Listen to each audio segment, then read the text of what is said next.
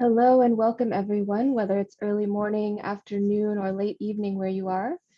Thank you for joining us today for this webinar on Earth observation for conservation policy and practice, Transatlantic's perspectives. This event has been co-organized by partners from Eurosite, the European Land Conservation Network, the International Union for the Conservation of Nature, the International Land Conservation Network, and the Center for Geospatial Solutions at the Lincoln Institute of Land Policy. We have a great group of experts joining us here today from across Europe and the United States. And as people continue to join, and before we get started, just a brief overview of how this session is going to work. The webinar will begin shortly with introductory remarks, followed by presentations from our European colleagues. After a short break, during which you can stay tuned in to see a visual graphic recording of key messages from the presentations provided by Claudia Steinow at Visual Sensemaking, we'll resume with perspectives from the United States. We'll take another quick pause before jumping into a question and answer session, which will be your chance to ask the speakers your questions. At any time during this webinar, you can type in your questions for the speakers using the Q&A function that should appear if you hover over the top or the bottom of your screen. If your question is selected, the moderator will pose it to the panel on your behalf. Please don't use the chat function to send us your questions, although you should certainly use the chat box for comments, feedback, or to share or see relevant links or resources, or to otherwise communicate with us and each other. Finally, as always, a recording of this webinar and several of the slide presentations will be available on the website of the International Land Conservation Network at landconservationnetwork.org within the next few days if you have colleagues who may be interested in this topic or who may be interested in joining this asynchronously.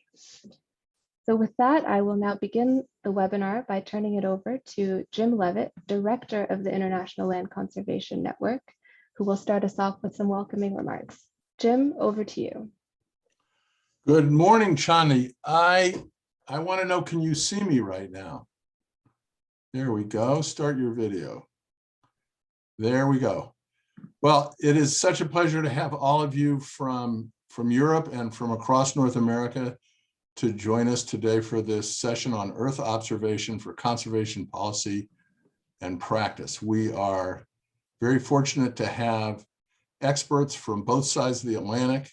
I think this will be a very interesting and extensive review of all the capabilities that are emerging across the Atlantic Ocean on both sides. I am sitting today in Cambridge, Massachusetts. It's a beautiful day, blue skies, the sun is shining, and I hope you all share a good day wherever you may be. I will be your MC today and will introduce speakers as they come along and take questions at the end of our session. The first speaker that I'd like to introduce is Harm Schoten. Harm is the director of Eurosite. He just started in January 2021, and we are very glad to have him in the circle of collaborators that participate in the International Land Conservation Network and the European Land Conservation Network. Prior to BirdLife, Harm was an employee of the Dutch BirdLife partner, and he headed the nature unit. He has extensive experience in Natura 2000 and similar affairs, and has a welcoming greeting for you. Harm? Thank you very much, Jim, for your friendly words. Good afternoon, good morning, and maybe even good evening to some of you. I feel honored to also welcome you on behalf of the organizing partners and of Eurosite, the European Land Conservation Network. Eurosite is a European network of natural site managers with more than 75 members in 24 European countries. And we work to create a Europe where nature is cared for, restored, and valued by all. We do this by providing practitioners with opportunities to network and exchange experience on practical nature management. In October 2021, the Remote Sensing Support Group of Eurosite will organize the 5th Monitoring Workshop Days in Croatia. Practitioners are trained in the field with up-to-date remote sensing instruments to monitor habitats and species. And all this in a very nice atmosphere. Apparently, satellites, drones, and beer go well together. The use of remote sensing techniques and spatial analysis tools are among the fastest growing fields in nature conservation and planning and management. Access to free, high quality spatial data is improving day by day. We really appreciate the work done by the EU Copernicus Earth Observation and Monitoring Program. You know that Copernicus, almost 500 years ago, stated that the sun does not revolve around the Earth, but the other way around. But did you know that Copernicus did not publish his theories until just before his death? He was afraid of being ridiculed by his colleagues. Galileo was even placed under house arrest for 9 years because the rulers found his ideas dangerous to the state. And today we still have non-believers, deniers of climate change and the degradation of nature. With Earth observation, we enter a new era. We do Earth observation for 2 reasons.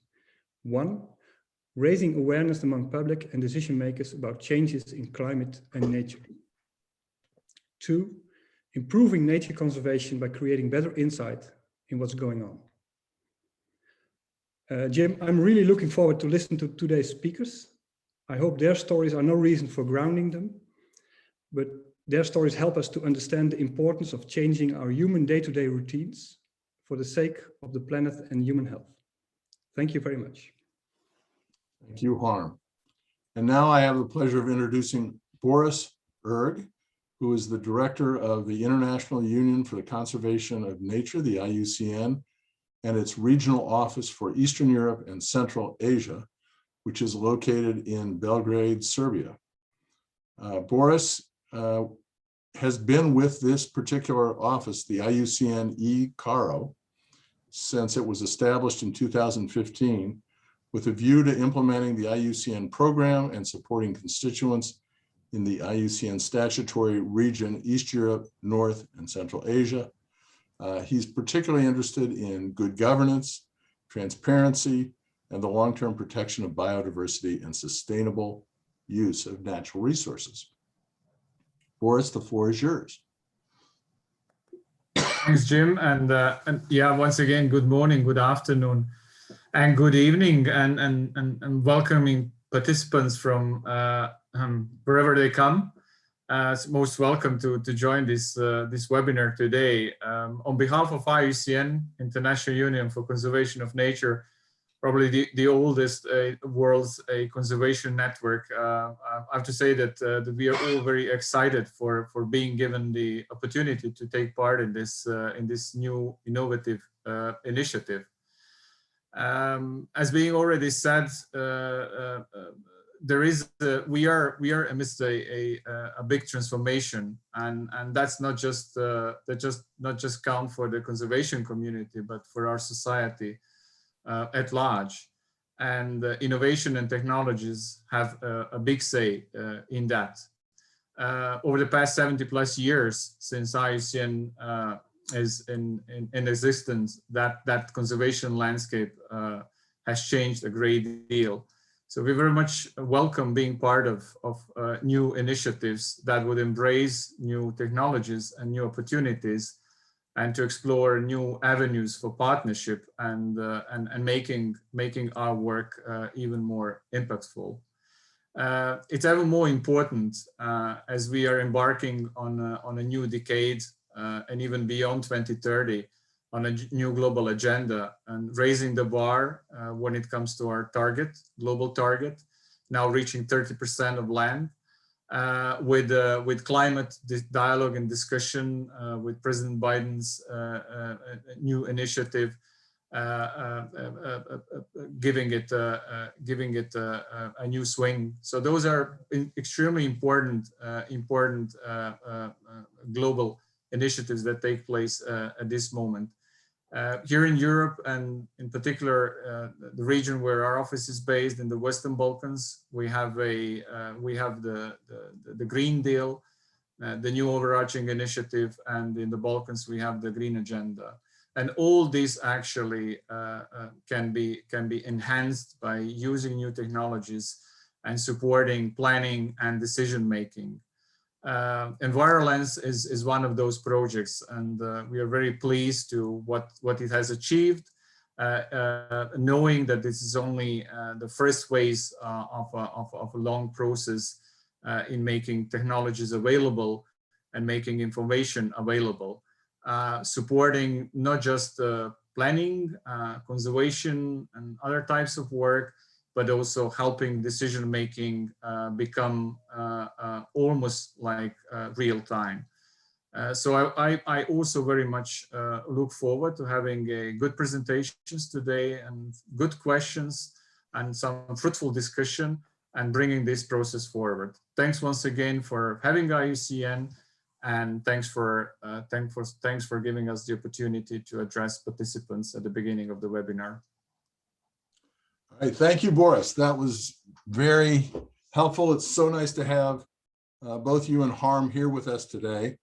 We are now going to transition to European perspectives offered by a set of speakers. The first speaker that we have will be Bruno Combat, who is the policy officer at the European Commission's Director General for the Environment. Bruno has worked, I believe, with Earth observation technology for some time and understands how that relates to our 30 by 30 goals. So Bruno, I offer you the microphone. Thank you, Jim. I will try to be brief in my presentation. I hope you can see my screen now. So I will try to present you how we envisage to use Earth observation for the EU nature legislation, and how we want to try to get get advantage of new possibilities. And I will give you a few examples. But in first place, I would love to recall a few elements about the nature directives. So basically, what we call the nature directives are two European directives, the Birds and Habitats Directive, which are already 40 and 30 years old. And they are basically meant to protect all white birds species, as well as a series of defined habitats and species, flora and fauna, in the European member states. So that's the main goal of the directive, but they are also meant to create a series of protected areas. The member states have to create protected areas with defined conservation objectives to protect, restore, and improve the conservation status of the protected features. So that's the building block of the nature legislation. But of course, now we have the European Green Deal, and under which we are developing the biodiversity strategy for 2030. I won't enter this field, which is very large. I won't have time, but in a nutshell, let's say that there is the idea to extend what is already protected in Natura 2000 sites, and to go from a share of 80% of land protected to 30%, and same for the ocean, and include also a 10% of strict protection in the sites. This is all under discussion with the member states now. And we will put in place a series of new restoration targets about rivers, about carbon-rich habitats, etc. So it's a very large topic that I won't discuss today. But I would just like to point to something which I found very interesting in our directive. So they are already 40, 30 years old, as I said, but they both have one article that says that member states do have to report every 6 years to the Commission, to the European Commission, about the conservation status of their habitats and species. So here you see an example of a map that we create from the data reported by the member states. states. It's a 10-kilometer grid that shows you the conservation status of grasslands in Europe. And you see it's mostly red, which means it's quite bad. So this is not based on remote sensing, but what I'm trying to tell you is right from the beginning, does a directive understand that there is a need for monitoring and that the spatial distribution of the conservation status does matter to take policy decisions, right? So we have a policy context for remote sensing and monitoring. Here, this is a view of the Natura 2000 conservation sites. So we have 27 member states, 28,000 sites now, 80% coverage of land, increasing in the ocean. We are creating more sites every year. And I encourage you to go to our website, and you can select a site and you will see the list of protected features, species, habitats, and the conservation measures. So we have already a well-defined set of objectives and data coming from the field. So this is for the legislation part, which is quite well defined, I think. And Copernicus now, as it was said, so it's quite a game changer, I think. It has two main components, Copernicus. So the missions, so basically the satellite in space. We have 6 families from 1 to 6. I think in our fields for biodiversity, the most important maybe Sentinel-1 and 2, a synthetic aperture radar that can see through clouds, and Sentinel-2, which is an optical radar, optical near infrared, thermal infrared, both very high resolution, 10-meter resolution, covering the Earth every 5 days. We have also contributing missions, meteorological satellites, foreign satellites like Landsat, etc. So a long list. And on the other side, we have services, 6 of them. I won't discuss them again, it's a very large topic, but I will concentrate much more on the land service. So the land service of Copernicus has a global and a European part. In the European part is processed by the European Environmental Agency in Copenhagen, and it includes a large family of products. You see the classical like Korean land cover, which is the land cover across all the member states, updated every 6 years. And you have a series of high resolution layers, such as forest, grassland, water and wetness, small woody features, again updated every 6 years. And you have also local components, such as the riparian zones or Natura 2000 zones, again updated every 6 years. So the point is, we have those classical now products that we use since decades in Europe.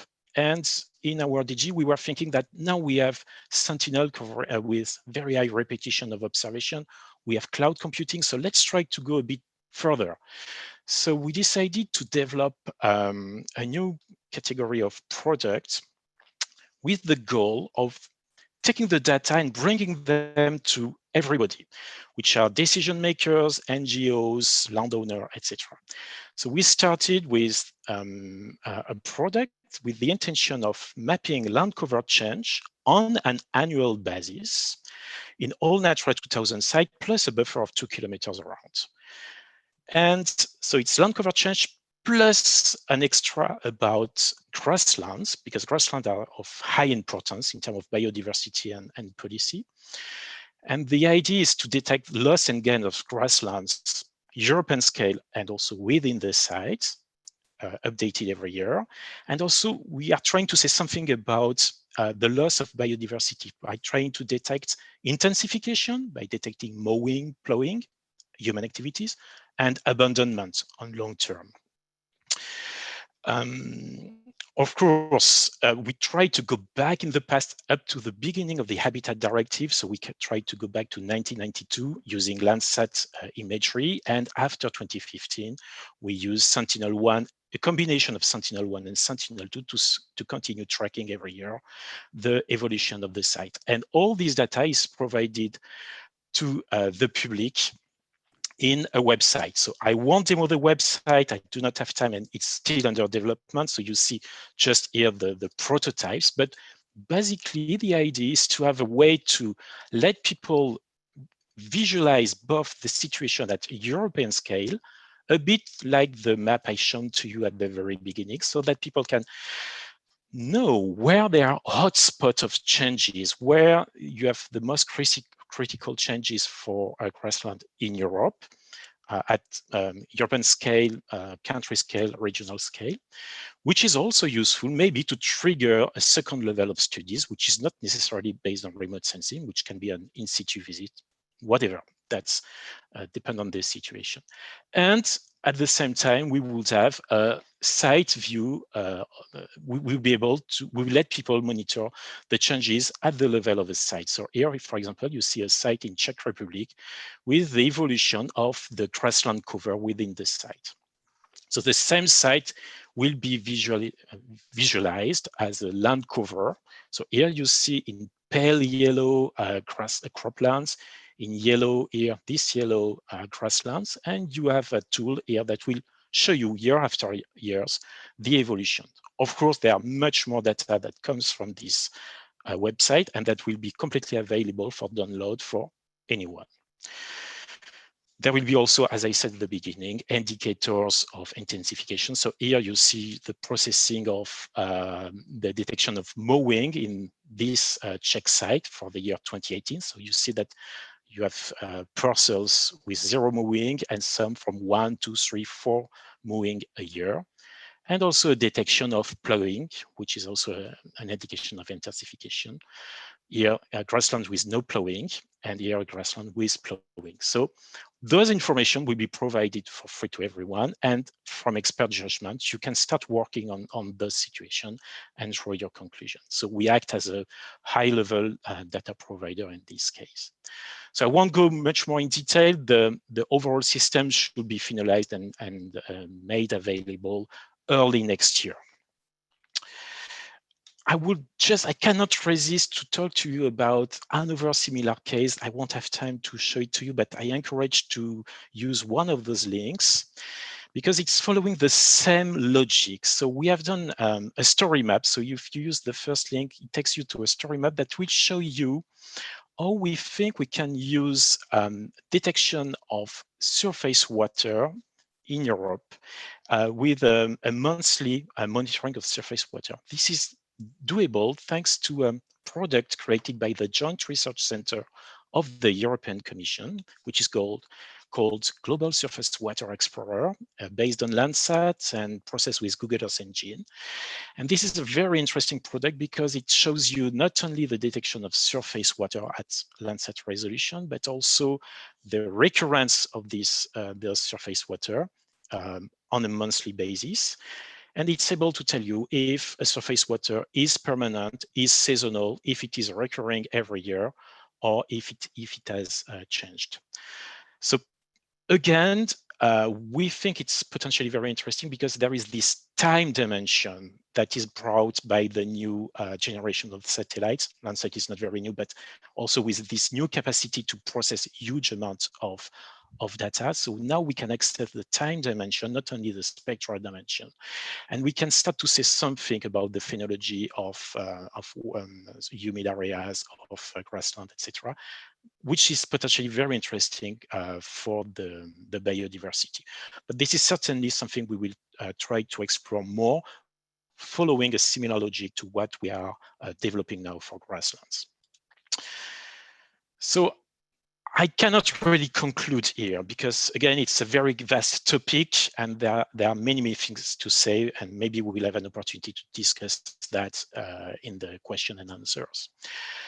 Basically, for policy making and with what concerns EU legislation, the legislation is ready, how can I say that, ready to use monitoring data, as I was trying to explain at the beginning. For what concerns the policy, by a series of things which are not strictly scientific. We're interested in knowing the current status of conservation of habitats and their trends to program the policy, if you wish. We are also interested in the compliance assurance. Basically, it's where do we have an environmental issue? This is why the European scale, national scale is so important. And we have a need to do compliance assurance promotion, which means up to now, remote sensing data was much more something for experts. We want to open the box and make the information available and intelligible to the largest public, the largest audience possible. This is also one of the goals of the example of I have shown to you for grasslands. But this, I would like to add that we cannot think that using remote sensing is just a technical issue. It goes way beyond, and I think it is mostly about environmental expertise. So we have a need to put together Earth observation technician experts together with environmental experts to create the product that will make sense for the policy. This is it for me for this very broad and general overview about how we see remote sensing and how we plan to use it in the next years.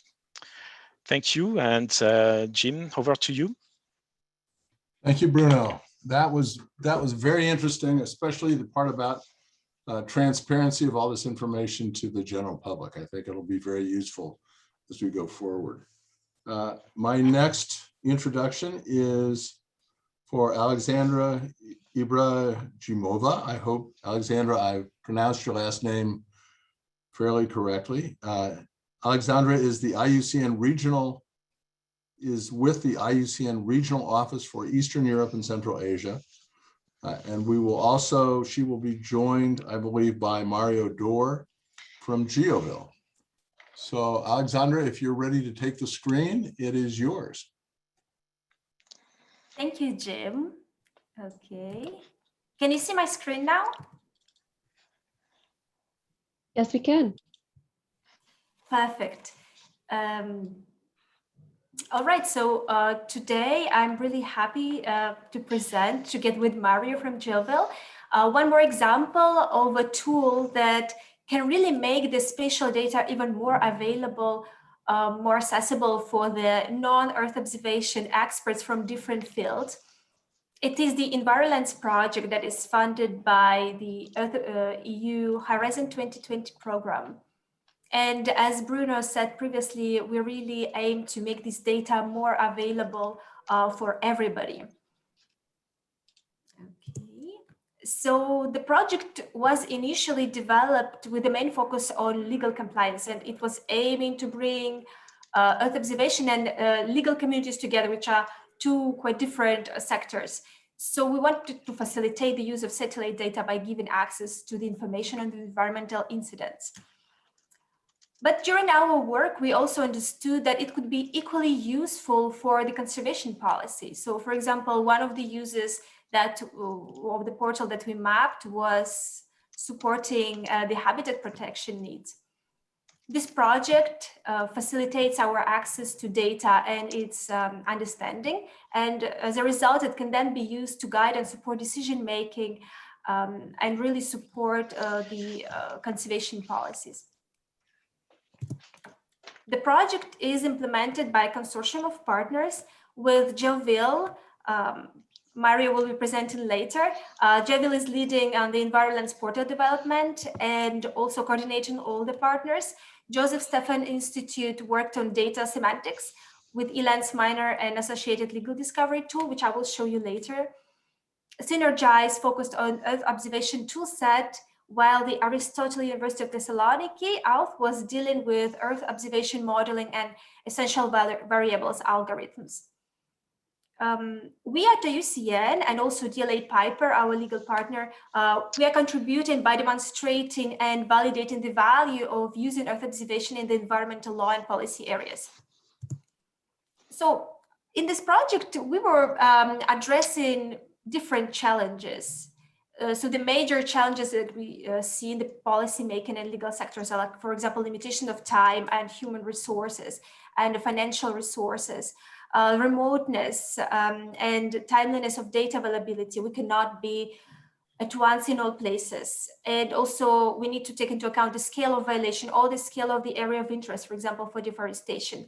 At the same time, we took into account the opportunities of using such data as the portal that have been developed draws on the satellite imagery from the past as well, it can help also to see the historical data to inform future decision making. It uploads the images on a timely manner, and it is easy to access that data through the portal.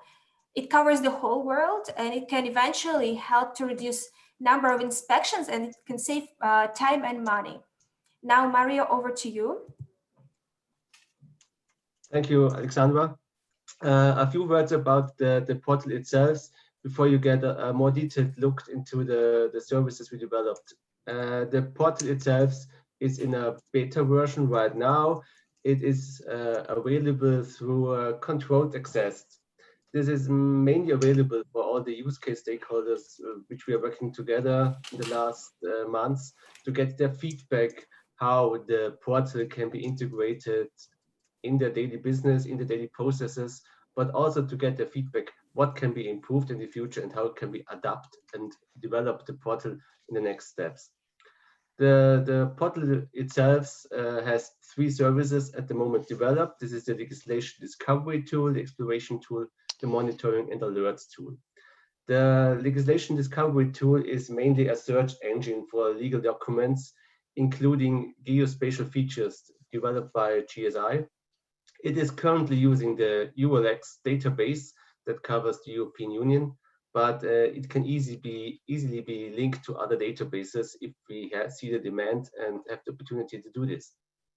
The exploration tool on the other side is a tool which gives the possibility to compare 2 timeframes of satellite images and detect changes in a very user-friendly environment.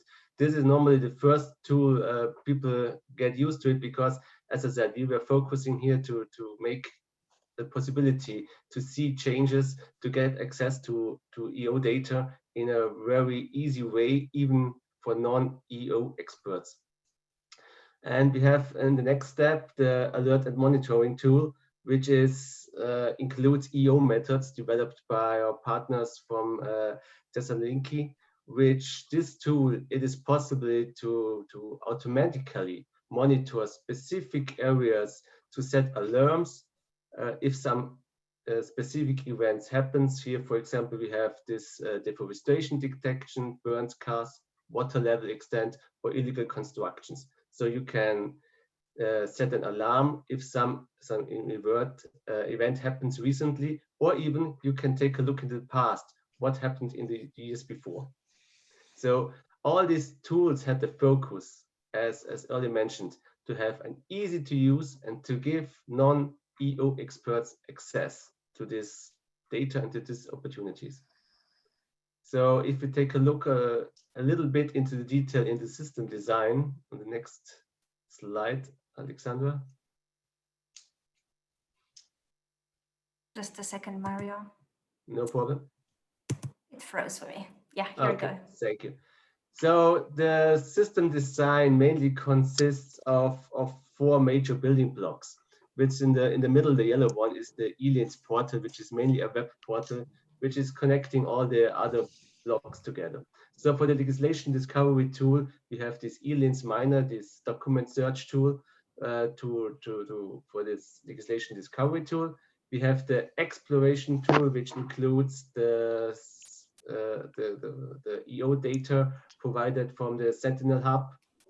And we have this monitoring tool, which is also including the EU methods together with the information from the Sentinel Hub. So the focus here was to have more or less 4 independent building blocks, which easily can be adapted. So for example, if we see the opportunity or the demand to have access to an additional legal database, document database, this can be easily done in the ELCN miner system without touching any of the other things. Also, if we see that we have the opportunity or the demand for additional automatical process, this can be done by integrating new methods via the asynchronous processing framework and the API.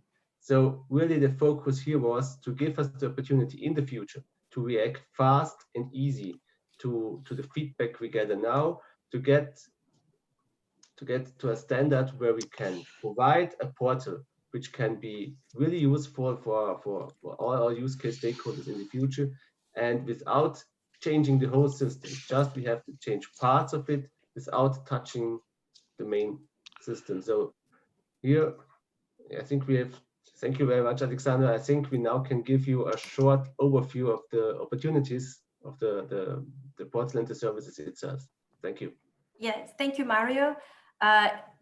We prepared a little video for you just because the theory is nice, but it's nice to also see what it looks like in a real life and actually how easy it is to access the data that can guide decision-making process. Please let me know if you do not hear the video or if it doesn't show. Welcome to the ELCN portal. Let's dive into the first ELCN tool, Legislation Discovery. Select the area of interest. You can choose different layers of the map here. For example, protected areas. Select the area of legislation of your interest, such as deforestation, and hit Search. It gives you the list of available documents. You can access the complete document by clicking on it. Now let's look at the next ELCN tool. The exploration tool works with satellite images. Again, select the area of interest. We are looking at Buna River, located between Albania and Montenegro. This important bird and biodiversity area was affected by a flood in January 2021. To see this, we'll choose the period between December and February. To define the clarity of your image, you can adjust the cloud level up to 100%. You'll see a number of satellite images that you can select for comparison. By comparing the two different time frames, you can clearly see the change on the ground and use it for decision-making and awareness. In this case, the flood is clearly visible. Let's look at the final ELCN tool, the monitoring tool. This highlights the change on the ground but is difficult to see on a satellite image. Select your area of interest and save it by giving it a name. The pop-up menu allows you to choose between services and define the monitoring period. In this case, we select the surface water extent. After submitting, go to Change Detection Results. Choose again the Area of Interest and Service. When you see that the service is successful, you can check the results. In this case, you see the increase of water in the area in red. You can also schedule monitoring.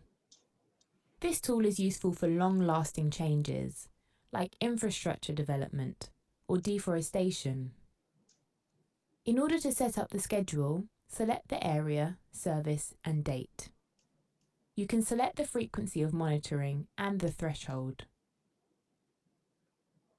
When there is a legal construction in this area that is bigger than the selected threshold, the tool will send you an automatic alert.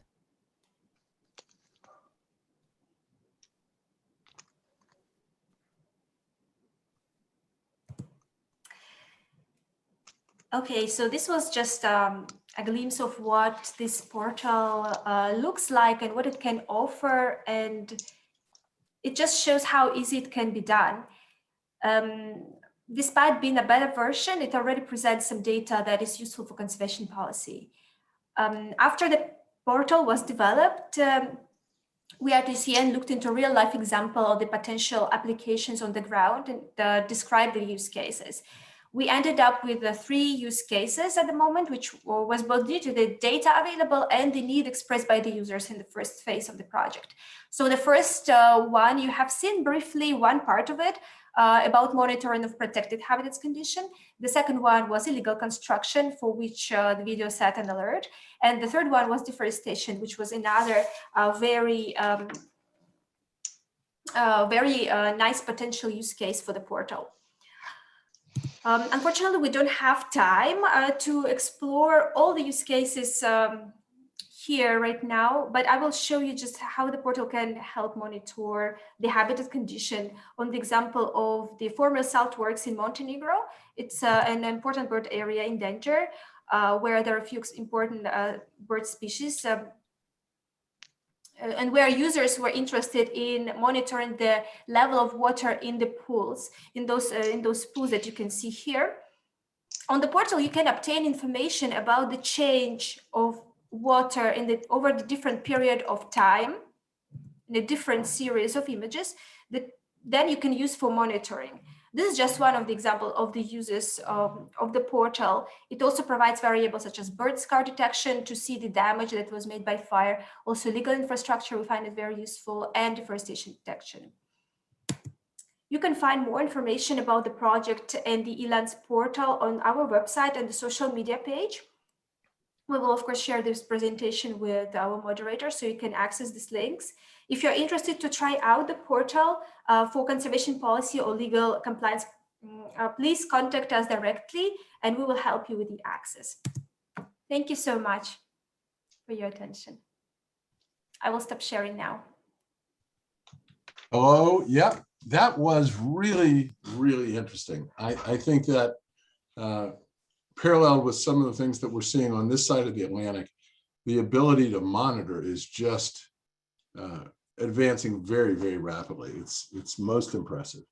I want to introduce now Wojciech Mroz and Clive Herford from the Remote Sensing Support Group at Eurosite, the European Land Conservation Network.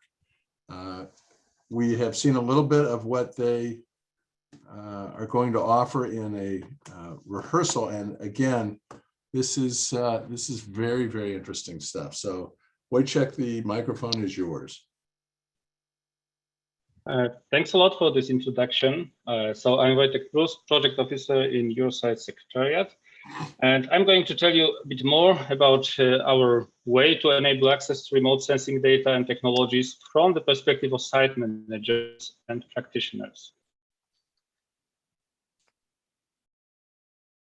But before we go straight to maybe more sophisticated and ongoing project, I would like to take you back, let's say, 20 years ago, also to show you our European background and our approach to nature conservation and the challenges that we are facing in Europe.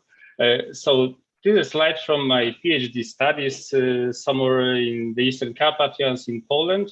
I had been investigating secondary succession on former pastures. So we used quite first, I would say, GPS receivers, first satellite maps. It was not that potential that is available today, very simple. And we are trying, for example, to see the changes of upper tree line. But we've been there in Polish National Park.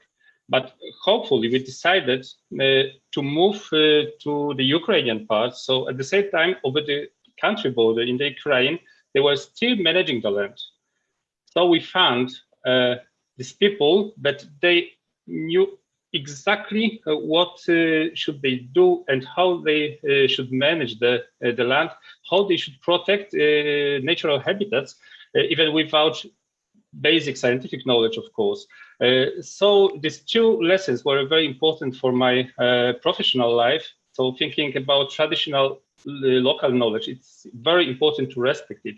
And also to think beyond boundaries, because if you would just stay with our research in the national park, we wouldn't see how it could look like. And other example before we go to our Eurosite stuff, EU LIFE project on restoration of inland dunes and dry grasslands in Natura 2000 site, Pustynia Błędowska. So you can see two parts of this area. One is military and the other is communal. And there was big troubles how to decide what should be done. One stakeholder, regional authority said, we have to do that, but we have no money. Military unit say, okay, but we would like to keep parachute training on the site, and we are not sure if we are allowed to.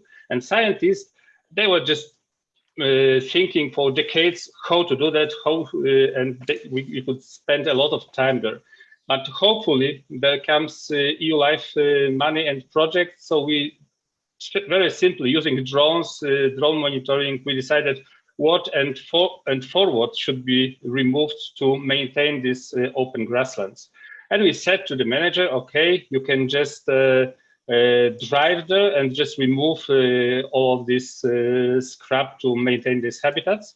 So finally, after the end of the project, it was one of model sites how to protect natural habitats. And now we are coming to our Eurosite story because it was 2 years ago when these soldiers, I would say from military area, were invited to Eurosite remote sensing workshop. And also I've been there presenting this project, and it was a time that I decided to start working with Eurosite 2 years ago. So Eurosite, the European Land Conservation Network, is to provide opportunities to practitioners to network and exchange experience. So you can see there are a number of different kind of stakeholders like farmers, even soldiers in military area, but all of them have some different approaches. It is very important to communicate, to help them to communicate. We have 75 members in 24 countries across Europe, and our secretariat is based in Tilburg in the Netherlands. We have quite a lot of different projects from EU funds like Life, Interreg, Horizon, but I would say that one of our core activity is to facilitate working groups. And I like to think about these working groups as a kind of bottom-up ideas of our members, a kind of independent communities that they decided to work together and to think how they could improve management in natural sites in Europe. And one of this group created 2 years ago was remote sensing support group. And I will ask in a minute the chair of this group, Clive Harford, to tell us more about this group. And just before I go, I would like also to, as an example, to show you one of our projects that we were the partner of the project in EU-funded project eBind, evidence-based improvements in the Birds and Habitat Directive implementation. And you can see the results of this project on the website of our partner, Ecologic EU. And it's important because it was it had been just launched 1 or 2 months ago. There's a handbook on improving the availability of data and information on species, habitat, and sites. And so, kind of summary, what kind of research and support is needed? I would say that evidence-based, based on remote sensing, but not only, also on ground monitoring is very important. It should be respectful, thinking about traditional knowledge, adaptable local conditions, but also thinking about changes in climate, upscalable, thinking about transfer of knowledge, realistic, given us practical, cost-effective solutions, and communicative. We have to communicate with people, and it is a core idea of Eurosite to communicate directly with site managers. And of course, now we are in COVID time, so quite a lot of our work is online. So last year and this year, there were 2 series of webinars, and you can find recordings from these webinars on our YouTube channel, Eurosite Network. For example, using F observation to inform on changes with within protected areas, habitat mapping,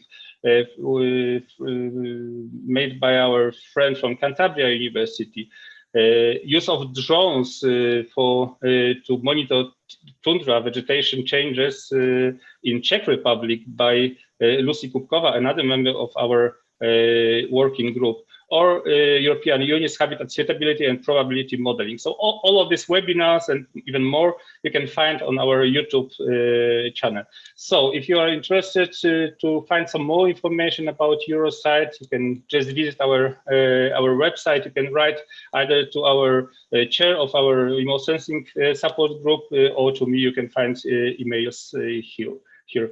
So now I would like to give the floor to the chair of Remote Sensing Support Group in Eurosite, Clive Harwood, a great ecologist and expert in monitoring of natural habitats from Wales. Thanks a lot. Okay, thank you, Wojciech. I'll just right. You need to let me share the screen, please. Okay. Thank you.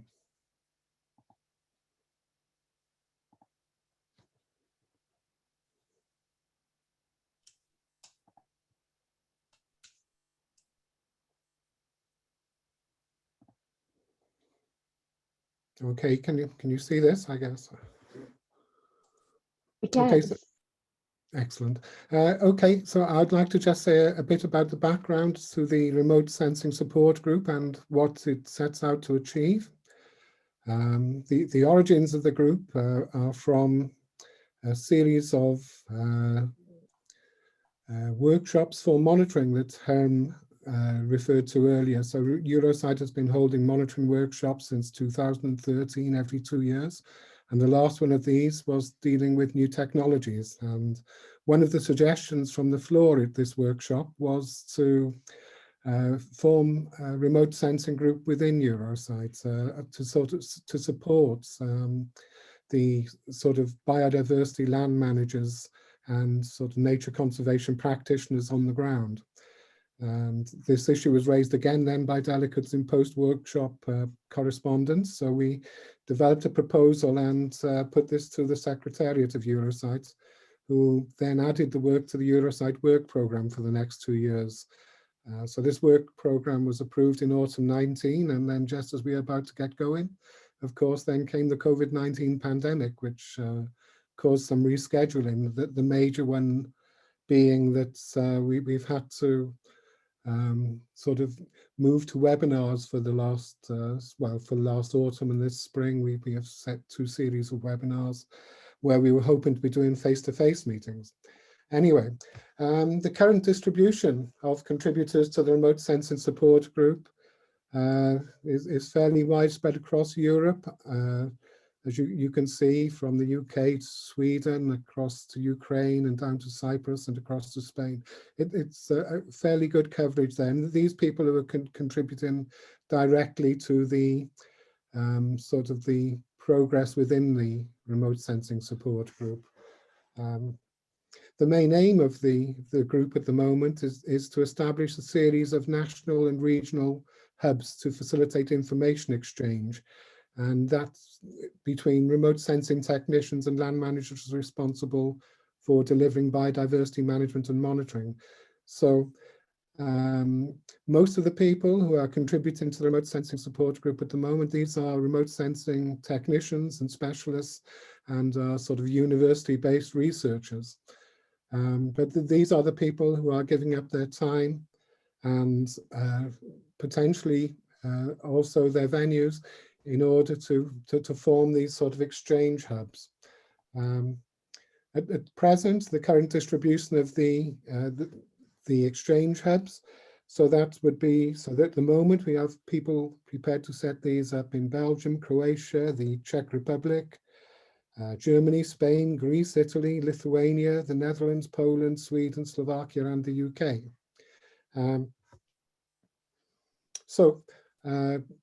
Again, it's a good spread. I mean, we would ideally hope to have these hubs set up in every European country in time, because the main aim is that people will be able to do these sort of webinars, these sort of face-to-face meetings in their own language. It will not have to be done through English, which is so often the case nowadays.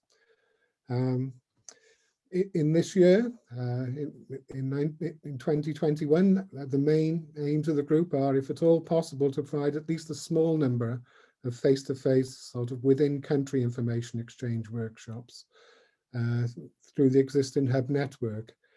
We'd also like to enable social network interactions through the Eurosite and Facebook page and provide access to relevant manuals and articles through the Eurosite web portal, and also create the possibility for personal consultations with the remote sensing technicians.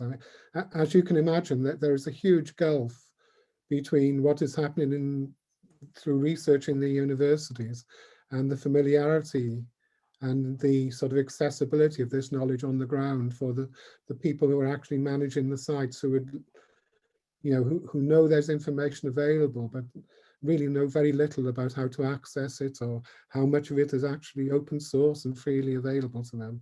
So the main, I guess that the main aim at this point in time is to facilitate that information exchange. So, in both directions, so that the people on the ground understand what information is available, and so also so that the remote sensing technicians in the universities knows what information is required, because often that's not certain either. That the information that the ecologists and the sort of conservation managers need is not something necessarily that would be intuitive to researchers working in the universities.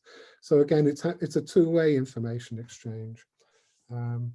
So that's really all I wanted to say. But as I say, I'm hoping everything is in place. It's just a matter now of getting the green light for people to start meeting and doing face-to-face, and then these sort of sessions, we would imagine maybe having a topic of interest in the morning, and then a surgery where the conservation practitioners can raise issues, things they're interested in the afternoon, and the remote sensing technicians will be able to deal with them face-to-face at the hubs. So this is our aim. So thank you very much. Thank you, Clive. And thank you, all of the European presenters that have just had a chance to present. We are remarkably, for a webinar like this, actually ahead of schedule by a couple of minutes. So you have acquired for yourselves a slightly longer break than we thought we were going to take. By my clock, it's just about 10:57 a.m. in the United States. So at 5 minutes after the hour, we will reconvene here. We're going to have a presentation by Dawn Wright, who is the chief scientist at Esri. And I think that will be a very interesting presentation by a company that's really leading the way in so many GIS applications. So two things. One is, please make sure that you all stay tuned and are attentive again at 5 minutes after the hour that we're coming up to right now. And in the meantime, there will be a visual graphic recording that Claudia Steinow from Visual Sensemaking has prepared for us. There it is. And I believe that she may be working on it a little bit even as we have our break. So for those of you who have a chance to look at her work, there it is. We're seeing new entries right now. I think this is a fascinating way to kind of humanize and bring down to earth a lot of the very complicated ideas that we've been talking about today. So we will see you back here in 7 minutes. Thank you all for your attention, your excellent presentations. We'll be right back.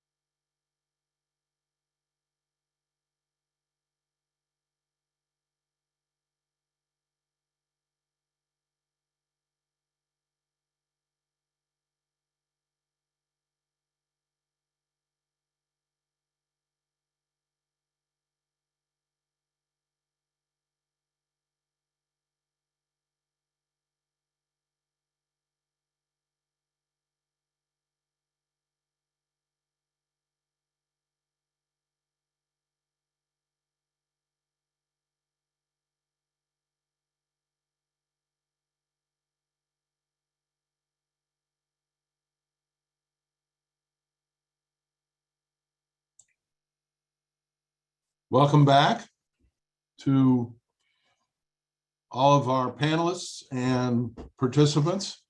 We now are turning to the American perspectives in this webinar. Our first speaker will be Dr. Dawn Wright, who is the chief scientist, I believe, at Esri. She is right now in California joining us, and we'll talk about 30 by 30 resolution to save nature and the Half Earth project. Dawn, this is a complicated issue and a really interesting issue, so we look forward to your comments. All right, thank you very much, Jim.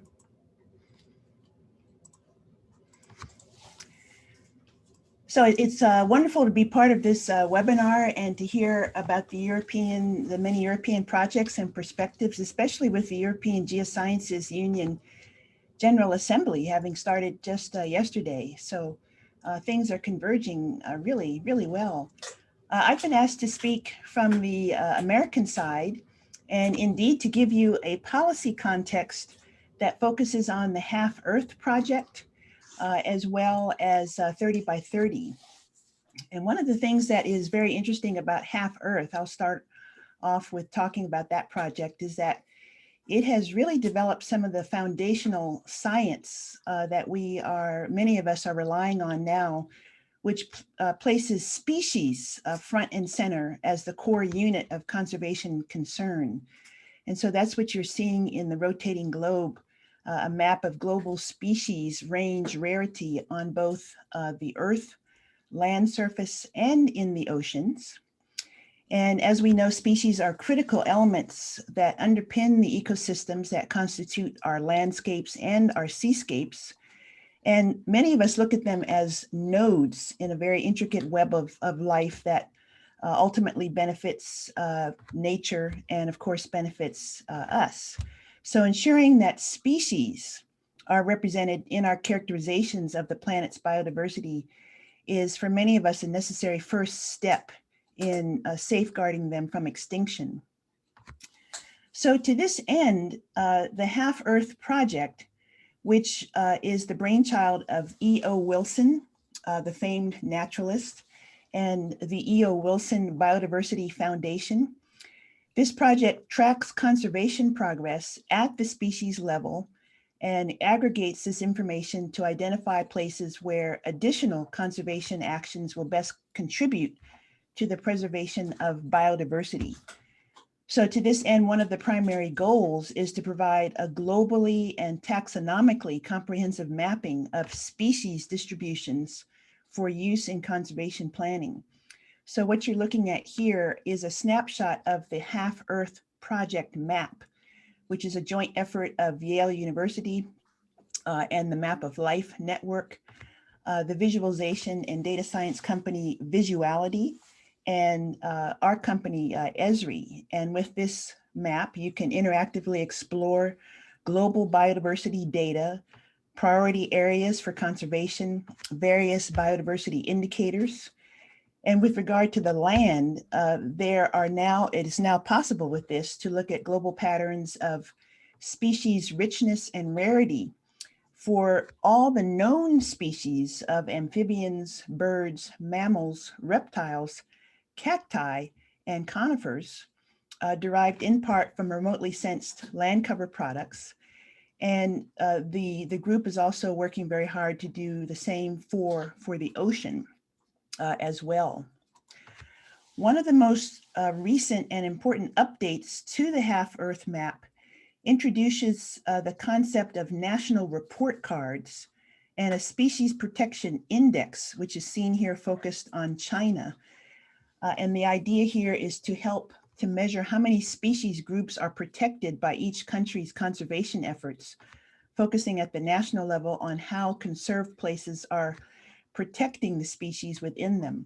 So this is very important for policy because as a biodiversity indicator, the Species Protection Index, or SPI, helps to ensure that conservation actions continue to reflect and to achieve conservation goals, especially through time by prioritizing areas where biodiversity protection is most needed.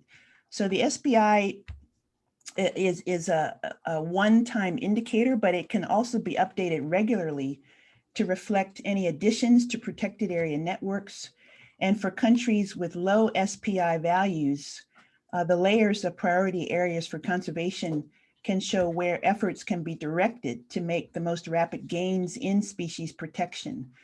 So the SPI is currently in discussion by the Convention on Biological Diversity as a trial indicator for collaborative coordinated global action plans.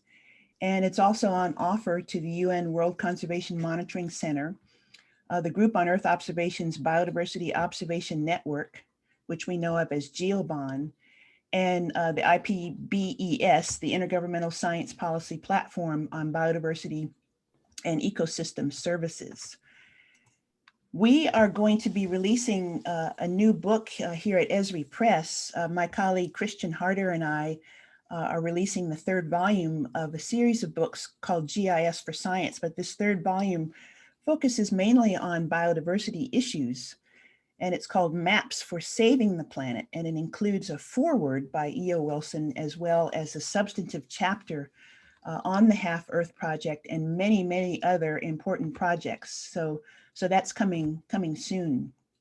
Now, let me shift to 30 by 30 because the Half Earth Project has influenced 30 by 30. Many of us see this connection on this side of the Atlantic. We all know 30 by 30 is emerging as a global movement. E.O. Wilson's work, the work of Walter Yetz and his colleagues at Yale and many others have set a scientific foundation. And forgive me, that's my dog drinking water in the background.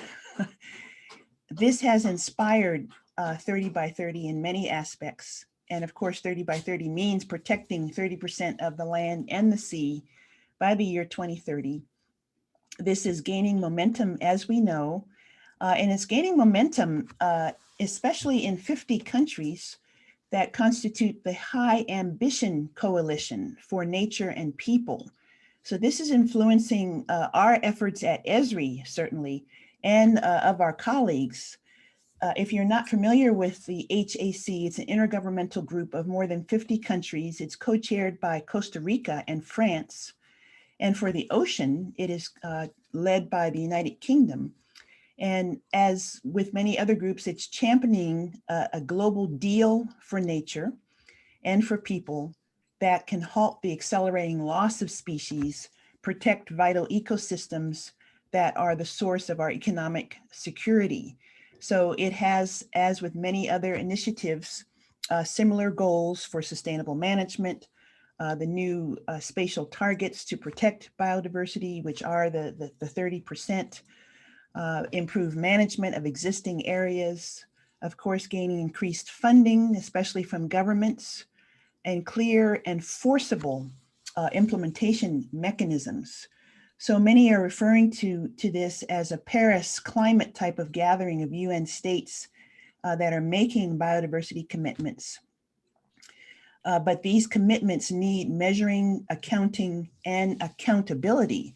So we are all seeking that accountability, especially through the data projects and the monitoring that we are doing of the Earth.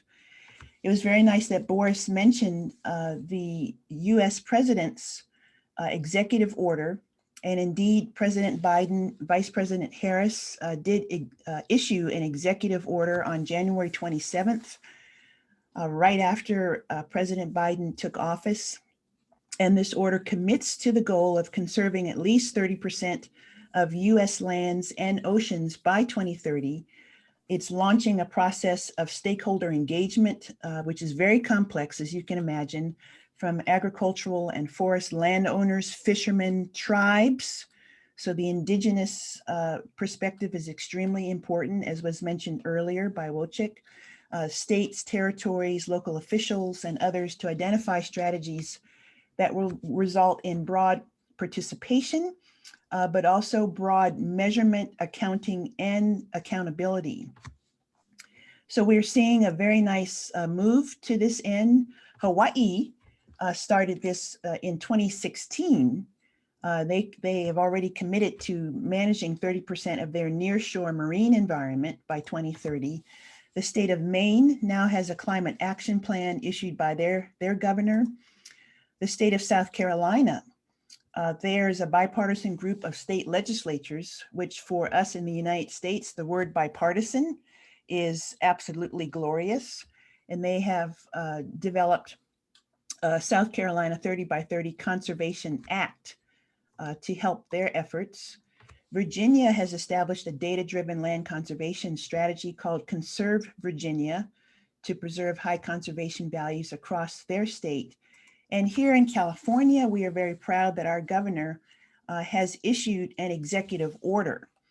So we, I believe, are the first state to have an executive order issued by the governor, which is a 30 by 30 executive order to combat species and ecosystem destruction and to go for that 30% of the state's land and coastal waters by that very important year of 2030. So these are pictures of him signing that order on October 7th of last year and making remarks accordingly.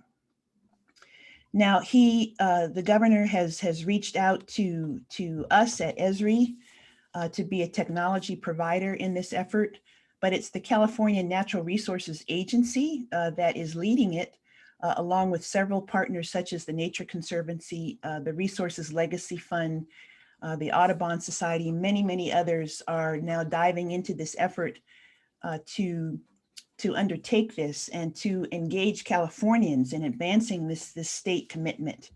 So we are in the process now of creating a process which encompasses all of these mileposts that you see in terms of assessing, assembling, developing map assets, looking at constraints and threats, setting goals and prioritizing areas, of course, implementing and taking action.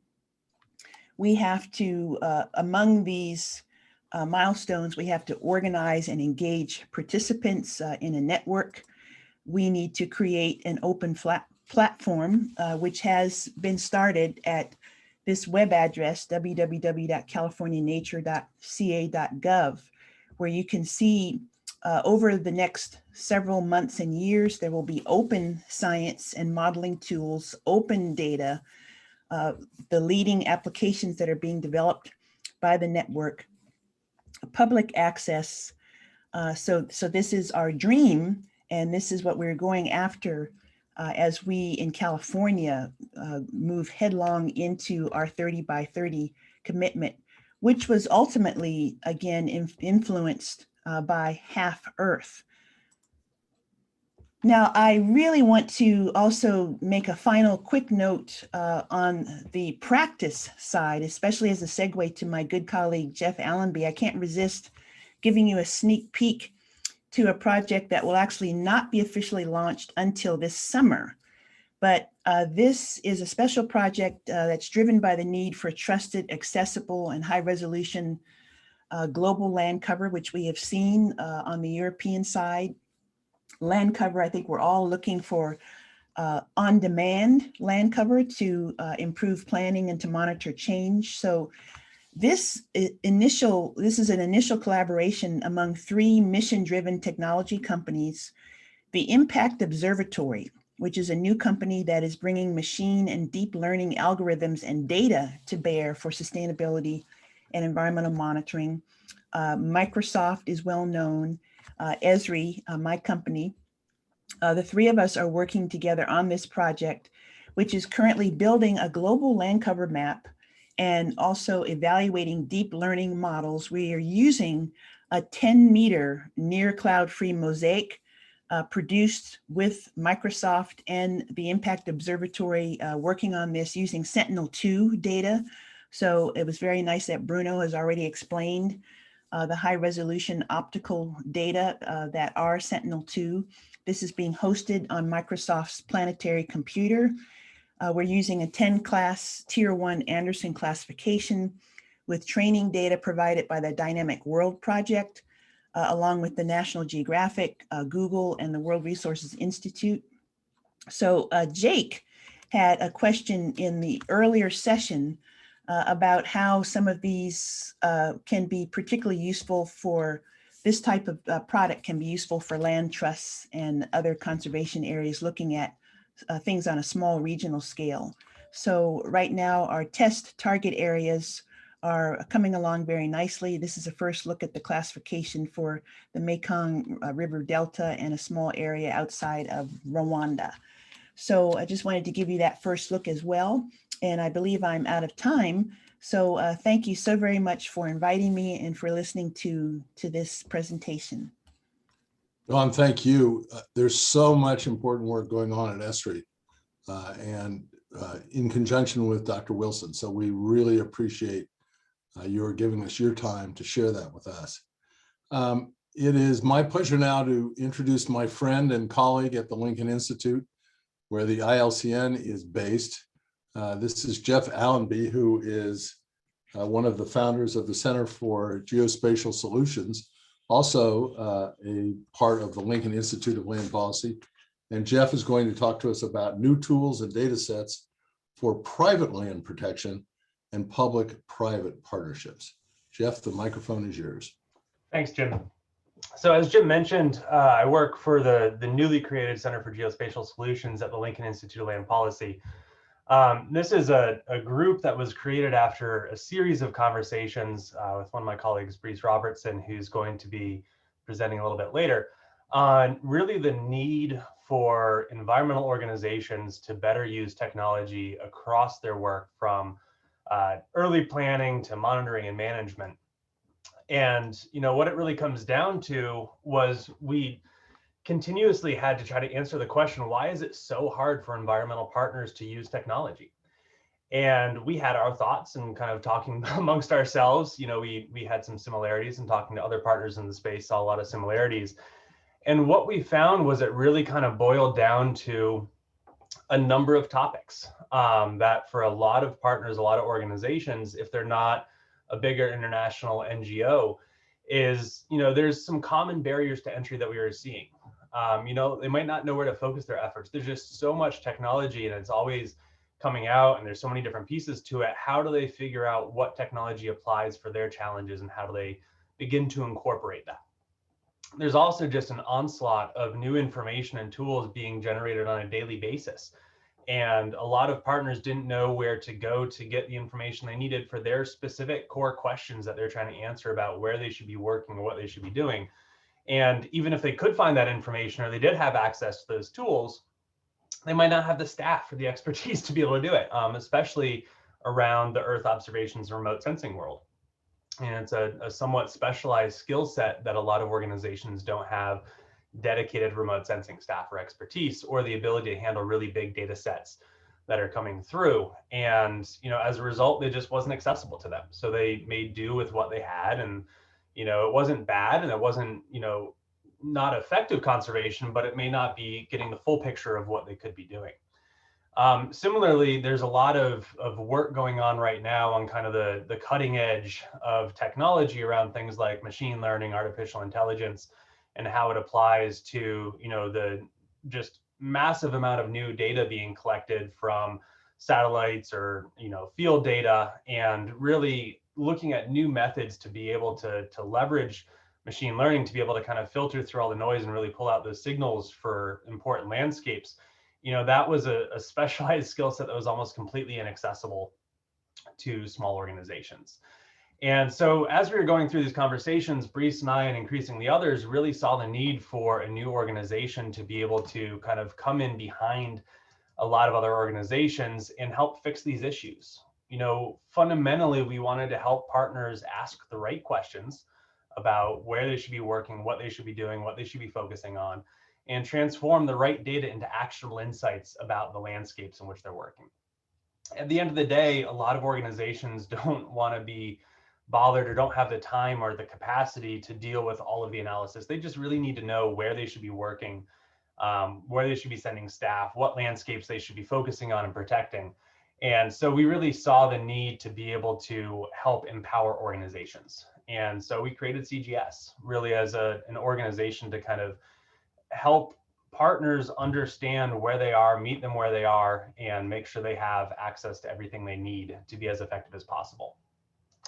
Now, when we're looking at it from the context of 30 by 30 or half Earth, as Dawn was just mentioning, you know, there's a lot of opportunity. A former colleague of mine came and, you know, said we need to make a map of half of a landscape that's the most important. And, you know, there's a lot of different ways that you can answer that question based on what you care about as an organization, you know, what other organizations care about.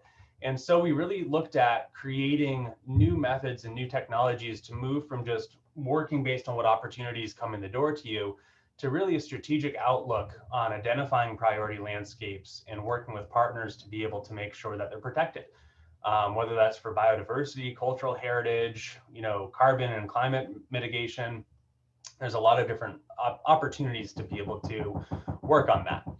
Looking at the first box is really to help organizations prioritize their landscape. You know, this is where we want to help partners translate abstract strategies into tangible analyses on the ground. Lots of organizations may have a strategic direction or strategic goals for their organization that are text-based. You know, they might have a series of sentences saying, we want to do X, Y, and Z across the landscape, but they don't know where the landscapes are that best capture those values. Along those lines, we can also help to identify the most important landscapes for protection. And, you know, landscapes that provide a variety of benefits, whether it's carbon capture, biodiversity protection, water quality improvement, water quantity improvement, and really say, here are the best landscapes that meet a lot of different criteria and provide the best suite of benefits. And you can do that across a large area. And then finally, really working to simultaneously map threats and capacity to focus on those at-risk areas. So the areas that are most at risk for development or being lost to sea level rise or, you know, any other task, we really want to make sure that people are focusing on those first because they're the most critical. What we saw, you know, the organization I previously worked with in the Chesapeake Conservancy, was for the challenges that partners were working at a very fine scale, the data that existed wasn't quite good enough to be able to prioritize and work at a specific project level. And so we worked to create new data sets. You know, one was a 1 meter land cover database across about 100,000 square miles of the Chesapeake Bay watershed. And this allowed us to identify those small features in the landscape, like where you have hedgerows along fields that could also act as a habitat corridor for, you know, connecting different populations of a species. Also fundamentally rebuilding kind of the hydrographic data sets in the region to understand where you have streams and riparian corridors, floodplains, wetlands, to really give us an unprecedented level of detail that gets down to the level at which our partners are actually working. And that was something that really hadn't happened before. And then what we were able to do is to move from that to be able to say we have these new data sets to really look at a parcel scale or a property scale. How do we prioritize around a variety of different benefits? And, you know, in this example up in Pennsylvania in the eastern United States, we are able to give a score to every single parcel within a 4-county region and then filter down to be able to identify where those top priorities are.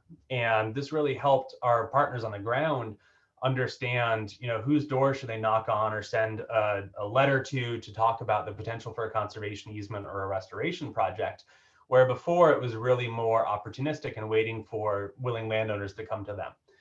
And what this really unlocked was the ability to understand and prioritize across a variety of different reasons. You know, if we had a partner who is more focused on agricultural landscapes, they could, you know, redo the prioritization to identify landscapes that meet their criteria. Or, you know, another partner was Trout Unlimited, really focused on fish restoration. And we could identify those potential cold water streams where trout restoration was going to be most possible and a priority.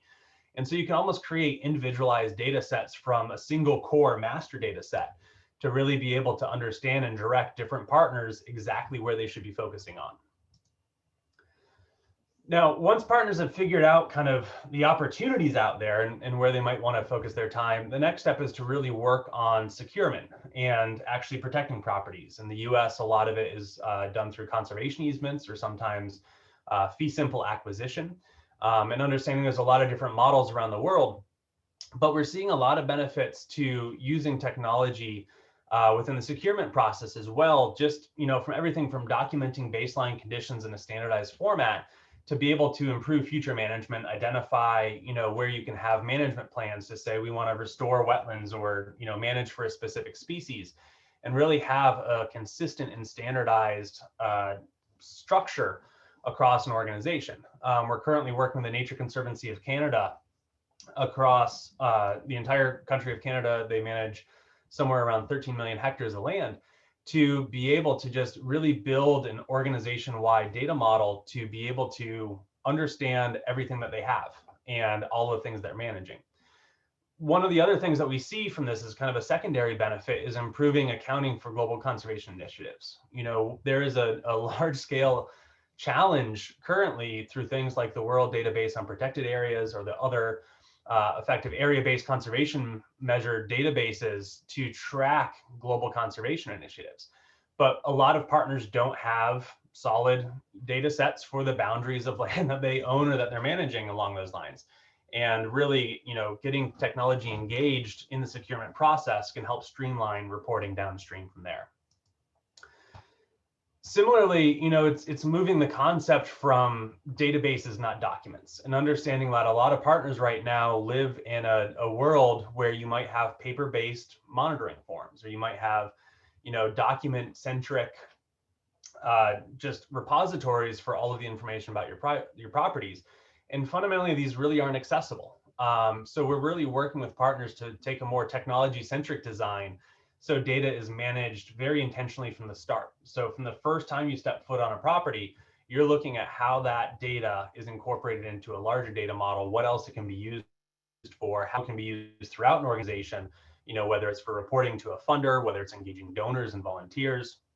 You really want to have all of that information accessible, so you're not spending time, just aggregating information to report to a funder, or struggling with all of that. It's wasted time that's taking staff away from actually managing the landscape and the ground. And we really want to make sure as much of that is going on as possible. So working with partners to be able to just take a very intentional perspective and manage the organizations appropriately. And part of this challenge is also working with partners as they get started to be able to understand, how do I go from where I was or my existing systems to a more forward-thinking system, and being able to build some of those standardized products. As Don mentioned, Esri is producing a lot of different data sets and information and tools that's streamlining data management. Part of it is their new Field Maps app that works on a cell phone or iPad and instantly can bring information collected in the field back into centralized databases through forms or through feature collection.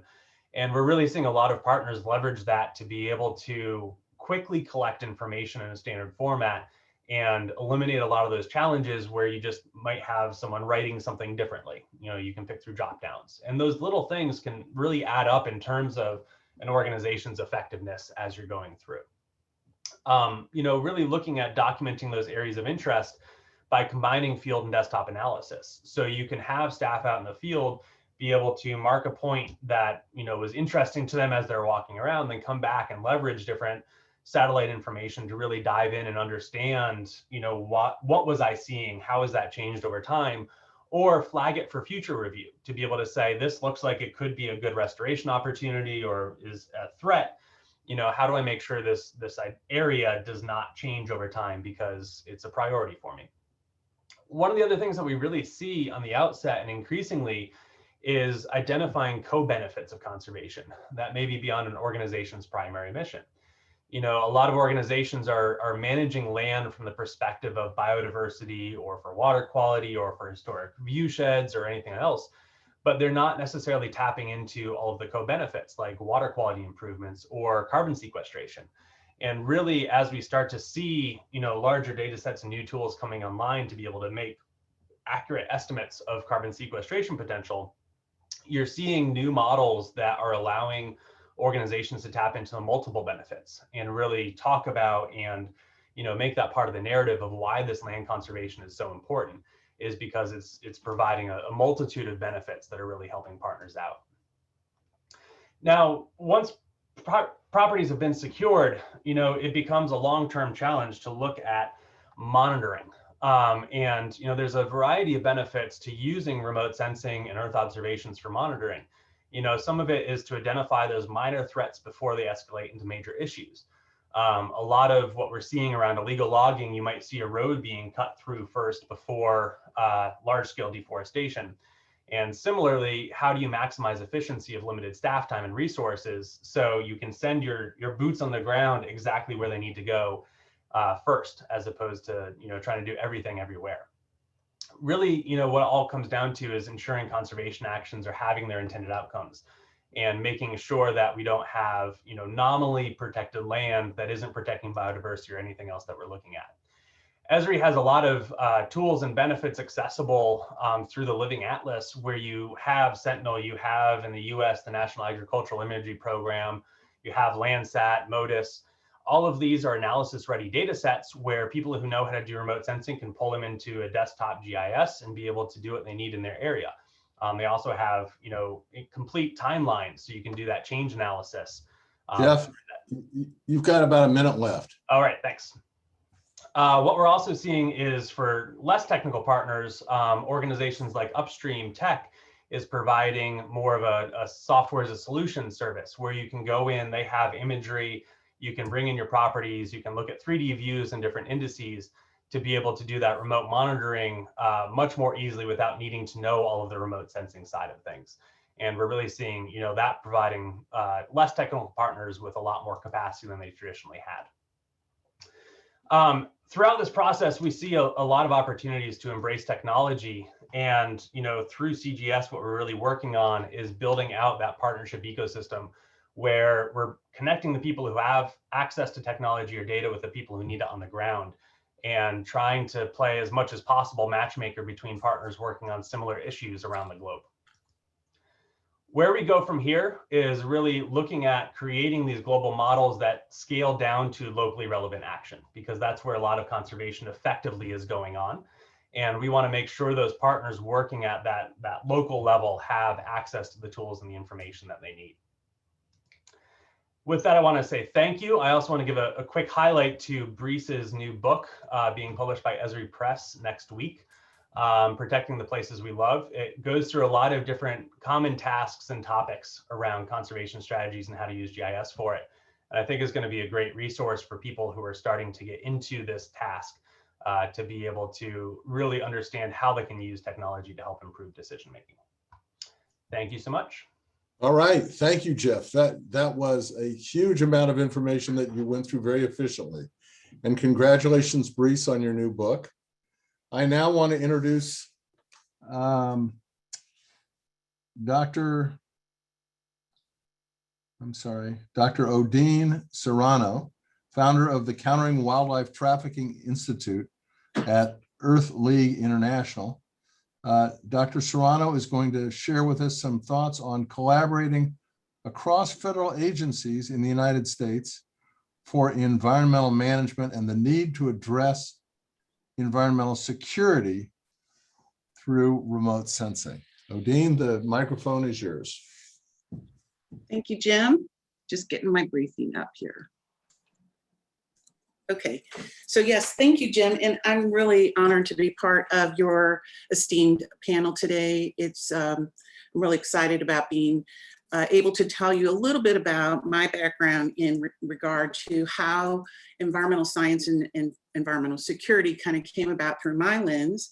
I was asked to give a little bit of the milestones associated with how this kind of transformed within the intelligence community. And just very briefly, I first began my career at NASA Kennedy Space Center, and it was there that I learned the balance between environment and launches, you know, space shuttle launches and the issues associated with that. I then went on to NASA headquarters and helped with the biodiversity programs there and Mission to Planet Earth, and was also a part of the Presidential's Task Force on Executive Orders for a series of new executive orders on the environment. And it was there that I learned the value and essence of working collaboratively across various agencies to harmonize common goals. Then I moved back to St. Louis from DC, where I'm actually from St. Louis. And I joined the National Geospatial Intelligence Agency. And when I got there, I wanted to find out where was the environmental security, environmental issues office. And there really wasn't one at the time. And so for the past maybe 8 years or so, I kind of used my background, both academically and professionally, in how we could articulate very succinctly a holistic model to address a variety of environmental issues, dealing with climate, water, food, and biodiversity. From that work, I had the opportunity to brief this construct to the Director of National Intelligence, James Clapper, who then said, you know, I advocated that we really need to do our part on addressing biodiversity from a security perspective. And at that time, President Obama had issued an executive order on combating wildlife trafficking, and it was a perfect timing for me to then be asked to lead the intelligence community for combating wildlife trafficking. And it was an apex of my career in the sense that it brought a lots of different agencies together to work towards this common goal. It was very challenging though, as Jeff and others have articulated, and kind of why we're here today. So this is just a quick snapshot of what environmental security is. It was from a diagram that I drew up while I was with the intelligence community. And basically it's looking at these common goals against these big sweeping challenges. The goal is to facilitate collaboration, data analytics, and multiple expertise to implement high-level priorities and or policies and laws. So I had a series of interagency events that I co-led, and in some cases was the primary source of developing. And we addressed each of these issues one at a time with multiple entities over the years, and began with water security, went into climate insecurity, food security, and my final event was on ecosystems and biodiversity insecurity. And from there, I realized that there was a lot more work to be done. And I made the leap to leave the government, and was fortunate enough to be asked to join the Earth League International team. Earth League is the intelligence agency for Earth. They have a mission to fight environmental crimes with intelligence. So it was a perfect synergy for me to be a part of their team. The team is comprised of former government officials from FBI and CIA and others. And then we have expertise that transcends criminal analysis, geospatial analysis, and of course, using our efforts in the field to develop the data through undercover operations. So environmental crimes, the biggest thing that I took away while I was with the intelligence community is to showcase the correlations between environmental issues, environmental crimes, and security. And that term that emerged to show that correlation is the word convergence. There's lots of different types of convergence. There's species convergence, and I'm talking specifically now about this particular event, looking on the ground at wildlife trafficking as my example for today, where we bring in looking at multiple species being trafficked, multiple commodities of natural resources being trafficked. Criminal convergence is those convergence of other crimes that are transnational in nature, and then looking at the convergence of the transnational crime organizations themselves. So Earth League has multiple partners. This is the way that they leverage their work holistically. They work from the US, but work globally. We're part of the IUCN as a member of US IUCN, partnering with IUCN Netherlands on specific projects, and then working across the board with international fora and other governmental agencies. I put a quote in here from the president of Earth League International, Andrea Costa, who said that fighting wildlife trafficking is extremely complex and can't be oversimplified. It requires multidisciplinary expertise, key partnerships, and sufficiently applied resources. So today, as I mentioned, I'm going to be talking a little bit about how we go about applying analytics to this particular issue on environmental crimes. There are 3 pillars within Earth League intelligence analysis, which is led by Mark Davis. We have a whistleblowing initiative, which is anonymously fed information about wildlife crimes locally. globally. And then we have a media and public outreach campaign to explain this issue of environmental crime convergence. So with intelligence gathering, we begin, I'm going to go ground up, right? We've been talking about remote sensing. We're going to talk about getting the evidence from the ground and how we go about collecting that evidence. It's through an evidence-based approach, looking at videos, audio documents, but how do we, it's unstructured data that we have to bring into a structure of some sort before we can begin to make sense of it. So once we get the data from the field, it's then built and developed by Chiara Tallarico, who is our criminal analyst chief, who makes sense of this unstructured data of who these actors are. But then we use Esri's framework to bring in the field operations, as Jeff just mentioned, through some of their automation tools, just handheld apps that we can bring in the data directly. And then that feeds Chiara's criminal analytics framework. From there, we take the criminal analytics framework and we directly map it using some other suites of Esri tools, link analysis in particular, and Arc Insights, gives us a rendition of where these occurrences are happening on the Earth. That then can tell us where hotspots and trends are occurring based on our ground collection. So Earth League, as I mentioned, out of the US, working globally, 17 countries are involved with our operations. We've uncovered 27 criminal networks and over 250 persons of interest globally.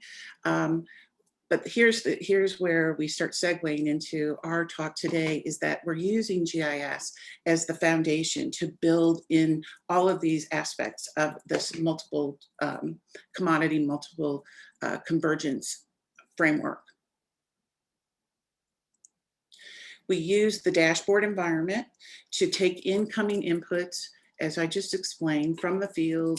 We also have, open source feeds and the WildLeaks feeds that we then do our criminal mapping and bring it into one common view. This is intended then to support multiple stakeholders who are looking at this problem set, from global strategic policymakers to down to the practitioners and the folks in the field who are doing the conservation work. This particular diagram shows how we're using our EO, electro-optical imagery, for ground operations. So as Jeff mentioned, you can get a good indication of where trends are occurring from space, but we need people on the ground and experts to ground truth this. So this is an example of using remote sensing for illicit gold mining and in the Sahel. And then what we did from the geospatial perspective is we took into account where these occurrences happened with regard to the nearest gold mines that we suspected. So we have our ACLID, our armed conflict locational event data, of live conflict data that's happening from around the world. And then we show that correlation of where these intersections are occurring. That is a way for us to then prioritize where we can put more resources on these issues. And next slide.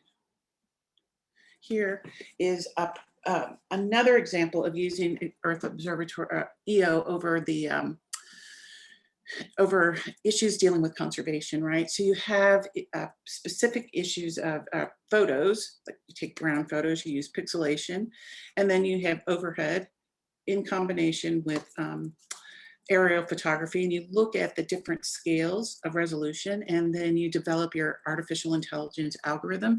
And in this example, we're using it to detect poaching events using remotely sensed data.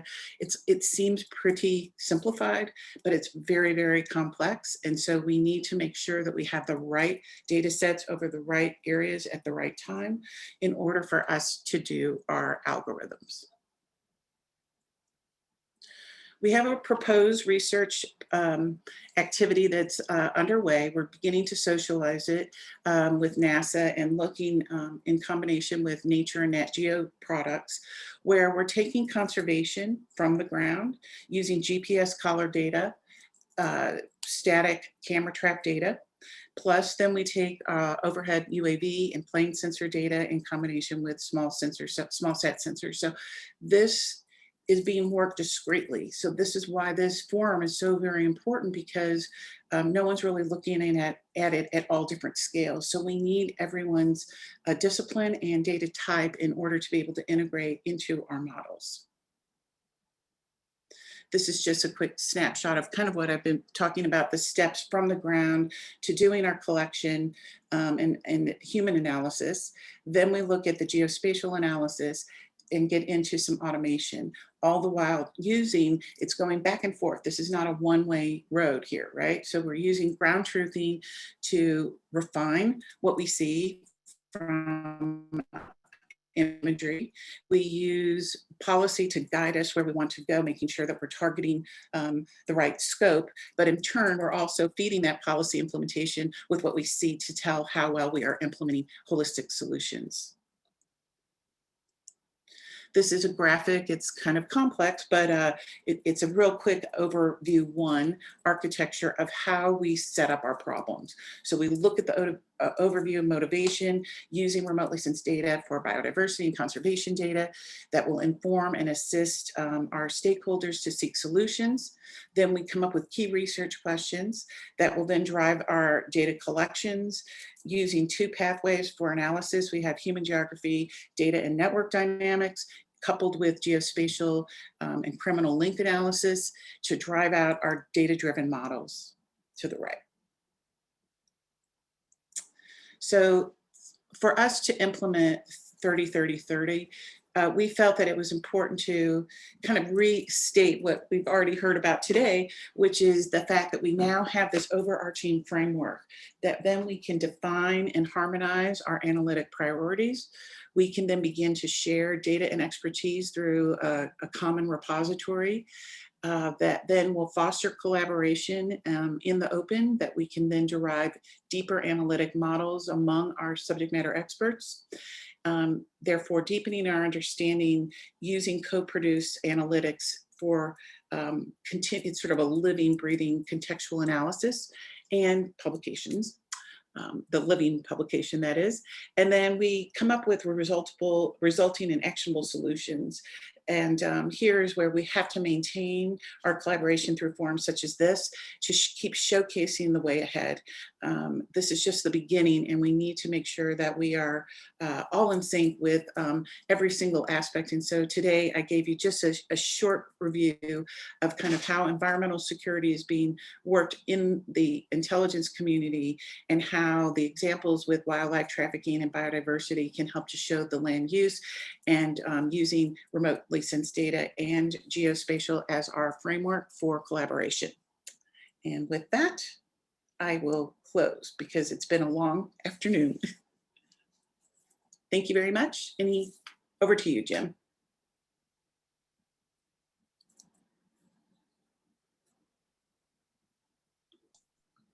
There, you're exactly on time, Odine. Congratulations. Okay. All of you again for some incredibly powerful insights into what we can do. We are at the time for yet one more break. I'm going to say one more 7-minute break until exactly the top of the hour, which will be 12 noon in the United States and other places. Just remember, in 7 minutes, please be back at the top of the hour, and we'll do questions and answers and a conclusion over the last half an hour. Thank you all for your attention, for your contributions. And now I'm looking for a question and answer box that has some questions which have not yet been live answered. I've noted that many of the panelists have done live answering all the way through. So please feel free to ask some fresh questions. I will lead this off right at the top of the hour. So we'll see you back in 6 minutes. Thank you.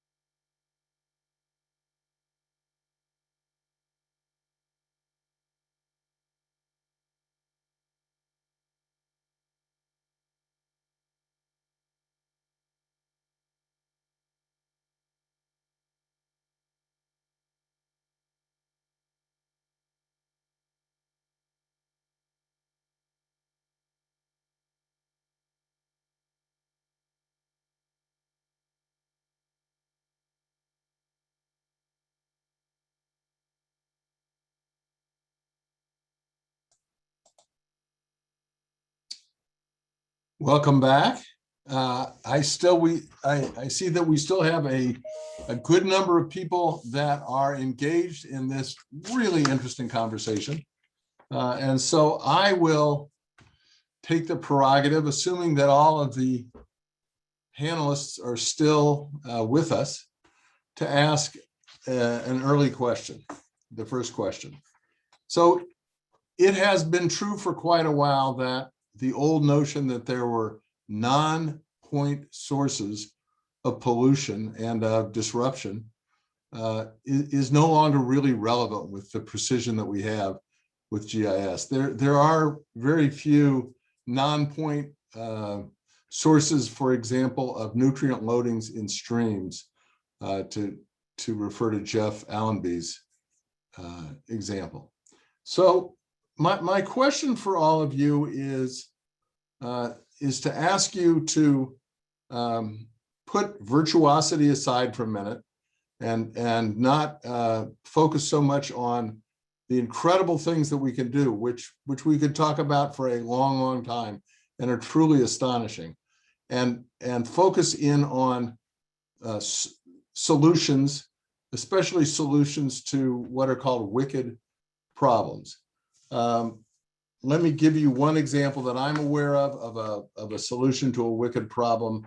This is the ability to, with precision conservation, identify just where to intervene in a stream side with a buffer to vastly increase the amount of phosphorus and nitrogen that you can take out of a system, and siltation that you can take out of a system by the stream side, by knowing exactly where the flow comes from during an intense rainstorm. That begins to offer you a way to increase the scope and the scale and the pace of land and water protection, which we urgently need to be able to do over the next 10, 20, 30 years if we're to bequeath anything worth value to our great-grandchildren. So my question for all of the panelists, and I don't know that anybody's going to take me up on this, but my question for all the panelists is, can you be reasonably specific about a solution that all this incredible technology has delivered, that's really changing the speed with which and the scope with which and the scale at which we can provide solutions in this particular land and water conservation realm? I'm asking for solutions.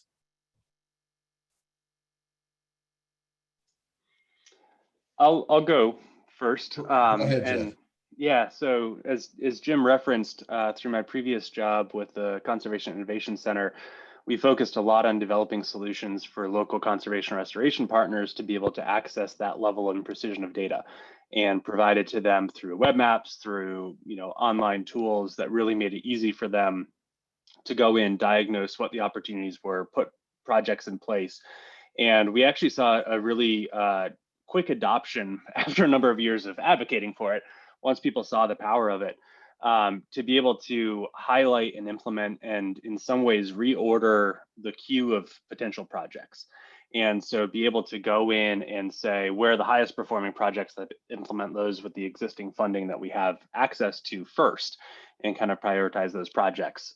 In that 4-county region I showed in Pennsylvania, we actually saw about a 33% increase in the effectiveness of restoration projects for water quality in 1 year, just by reprioritizing or resorting the queue of potential projects, and actually saw in-stream improvements, and was able to document through statistical analysis where you had higher performing projects on a smaller scale by looking at the upstream landscape as well as just the area that you're restoring.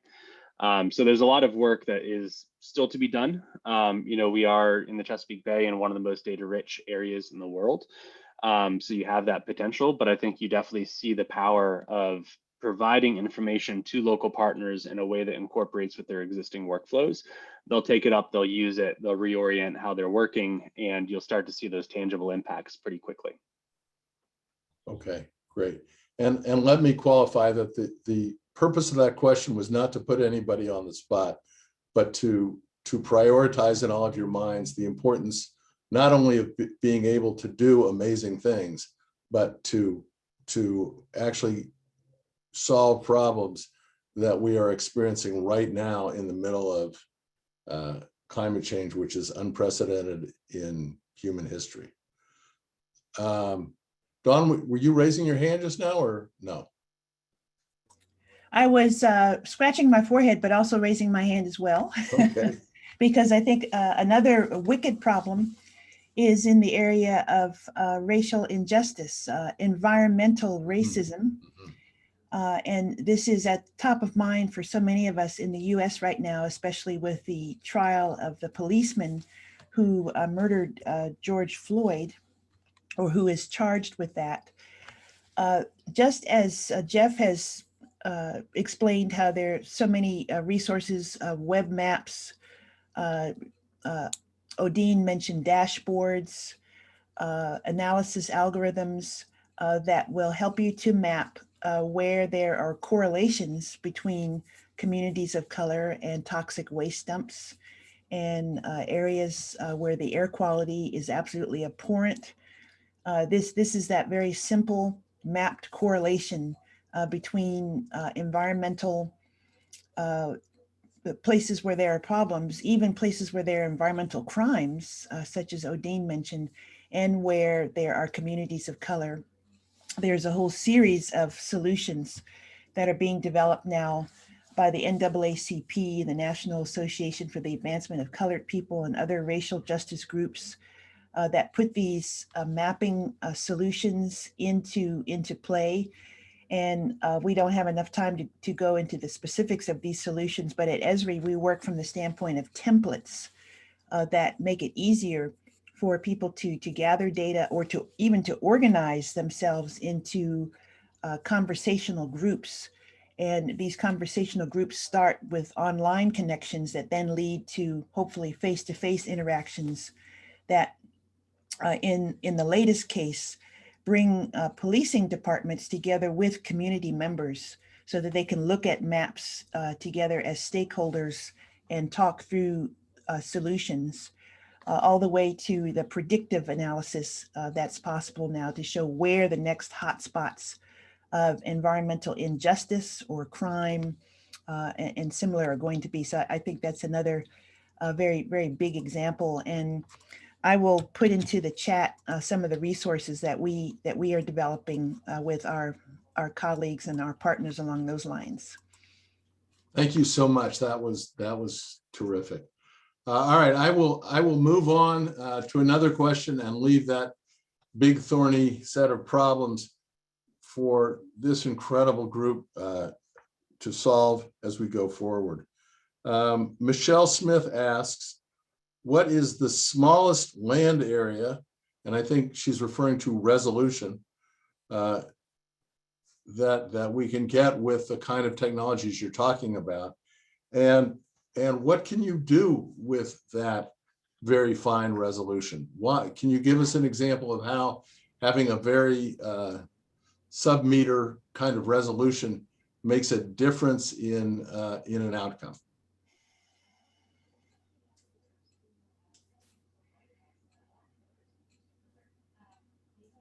Odin.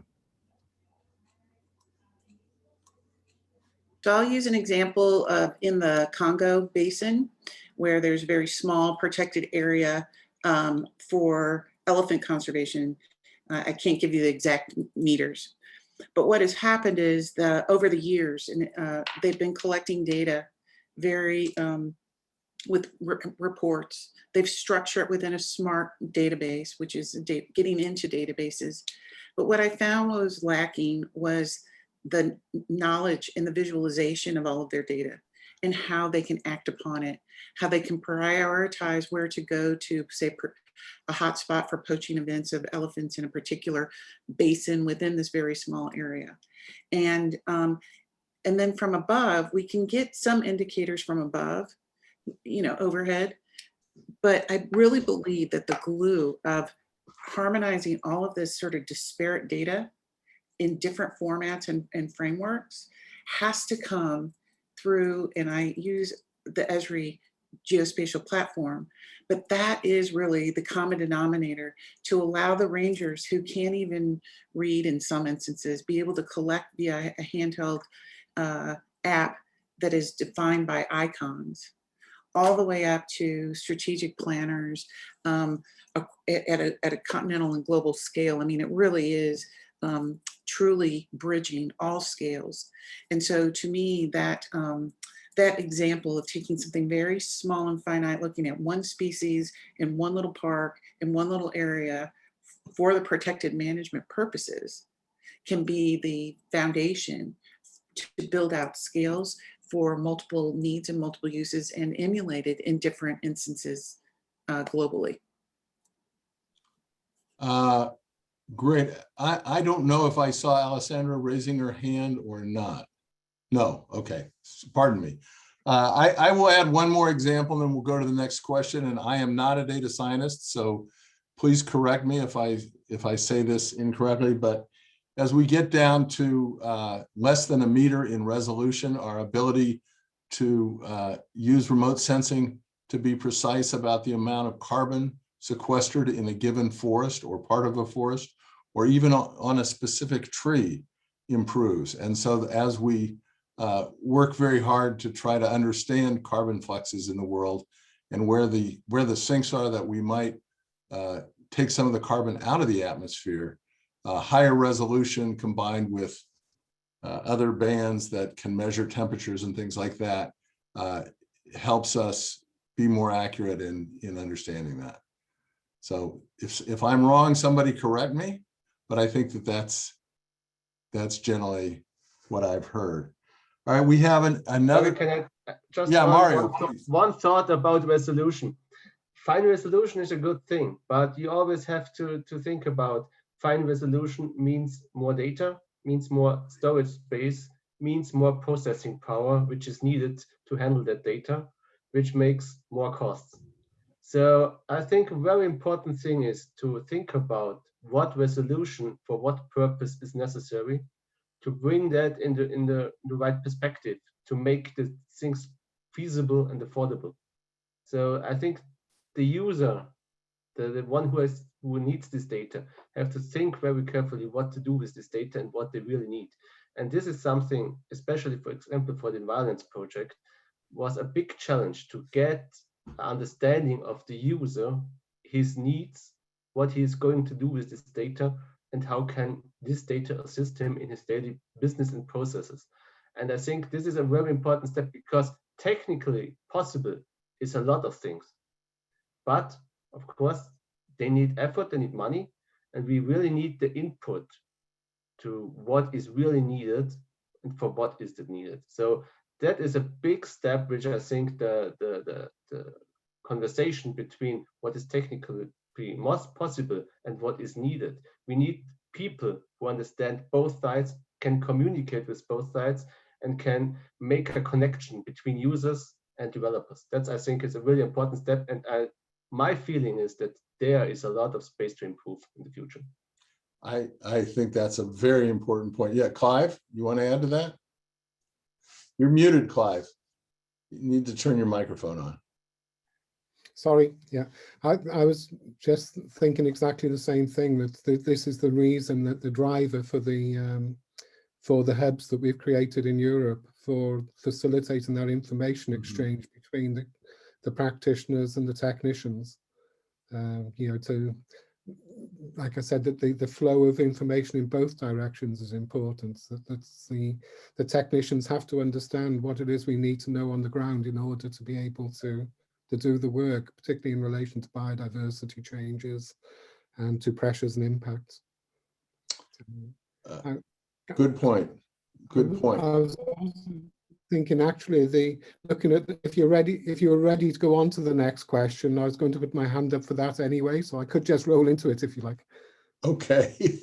The next question, actually, you and other people, I'm sure, will be interested in this, is with such precise Earth observation, are there conflicts with human rights and with privacy and sovereignty? Right, okay, I wasn't interested. I wasn't going to specialize in that question. It was another one I saw. I'll come back to you, Clive, and you can answer the question that you wanted to answer, but let's address that one. Are there privacy and sovereignty questions here, and how do we begin to resolve them, if there are? No takers. I think I can say that that's a very good question, whoever the anonymous person who asked it is, and I'm sure that there'll be more to say about that at some period. Clive?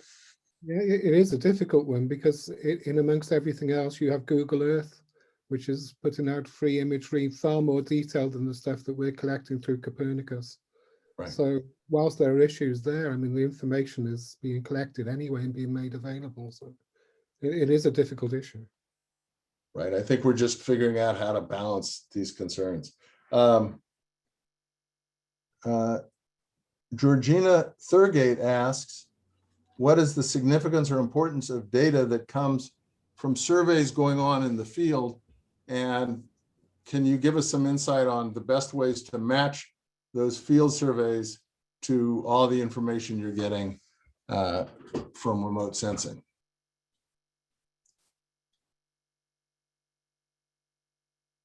Clive, you're on again, but you're mute. Yeah, there you go. Okay. Yeah, I can say a bit about that in as much as my background is as a field ecologist, and at the moment I'm working with Aberystwyth University on a remote sensing project called Living Whales, which I'll put the link up for the website.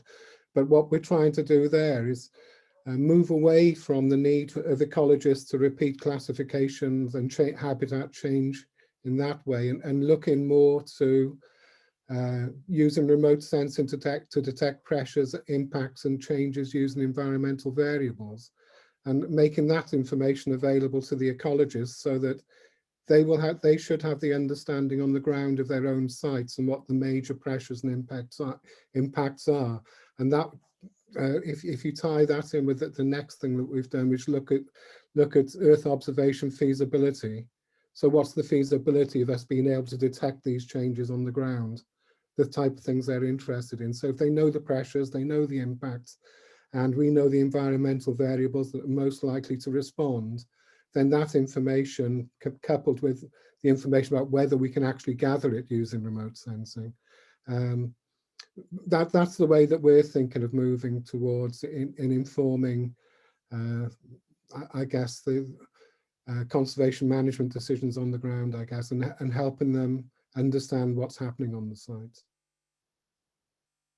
Does anyone want to add to that? Yes, Odine, you're muted. So I believe that I have an affinity for all data, but you cannot do analysis without ground truth data. You cannot begin your model or even your workflow until you have trusted, quality checked ground truth or ground data collected. And that's like, we think that we have it freely, we get it freely. But by using field surveys coupled with, in my instance, dealing with undercover operations, that's the lifeblood of the model. And if you don't have that, you don't have the content to provide the contextual framework for which we're operating. And then conversely, you need ground data to ground truth. So it's a symbiotic relationship, constantly evolving and helping one another's perspectives. But to me, ground data is the heart. Yeah, I've heard the analogy to Wikipedia used in questions like that, which is that Wikipedia depends on the contributions of the people who are reading this information online to come in and correct an error that's wrong or add additional information.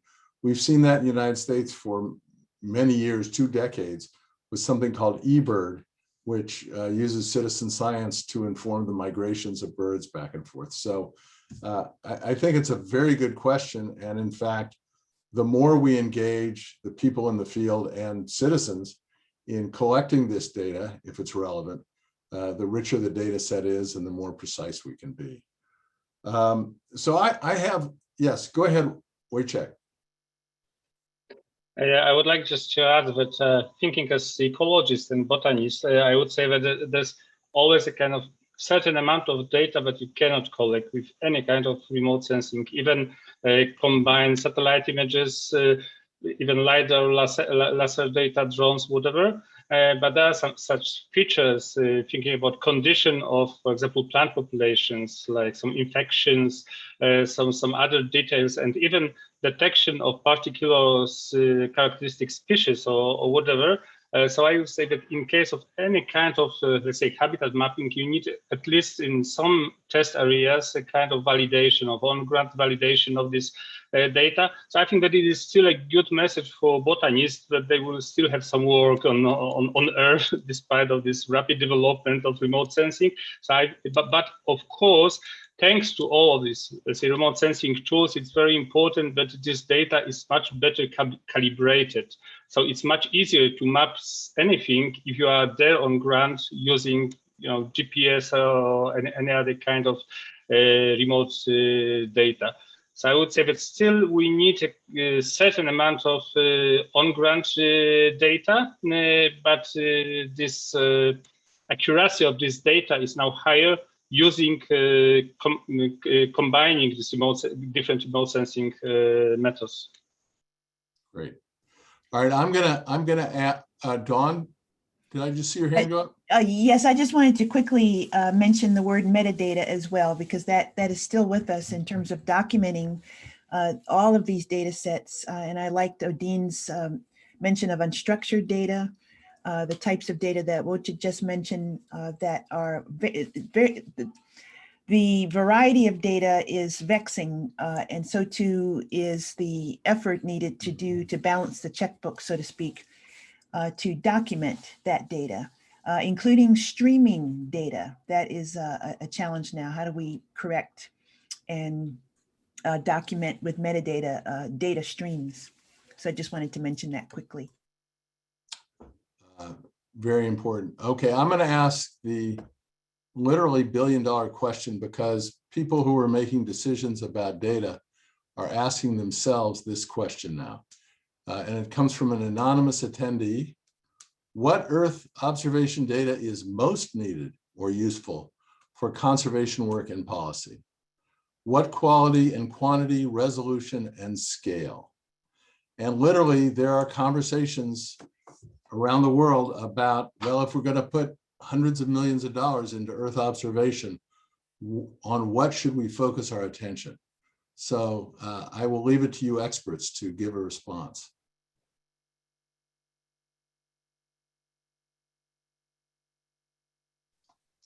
Okay. I'll chime in quickly and just say, I think for me, it's a secondary question.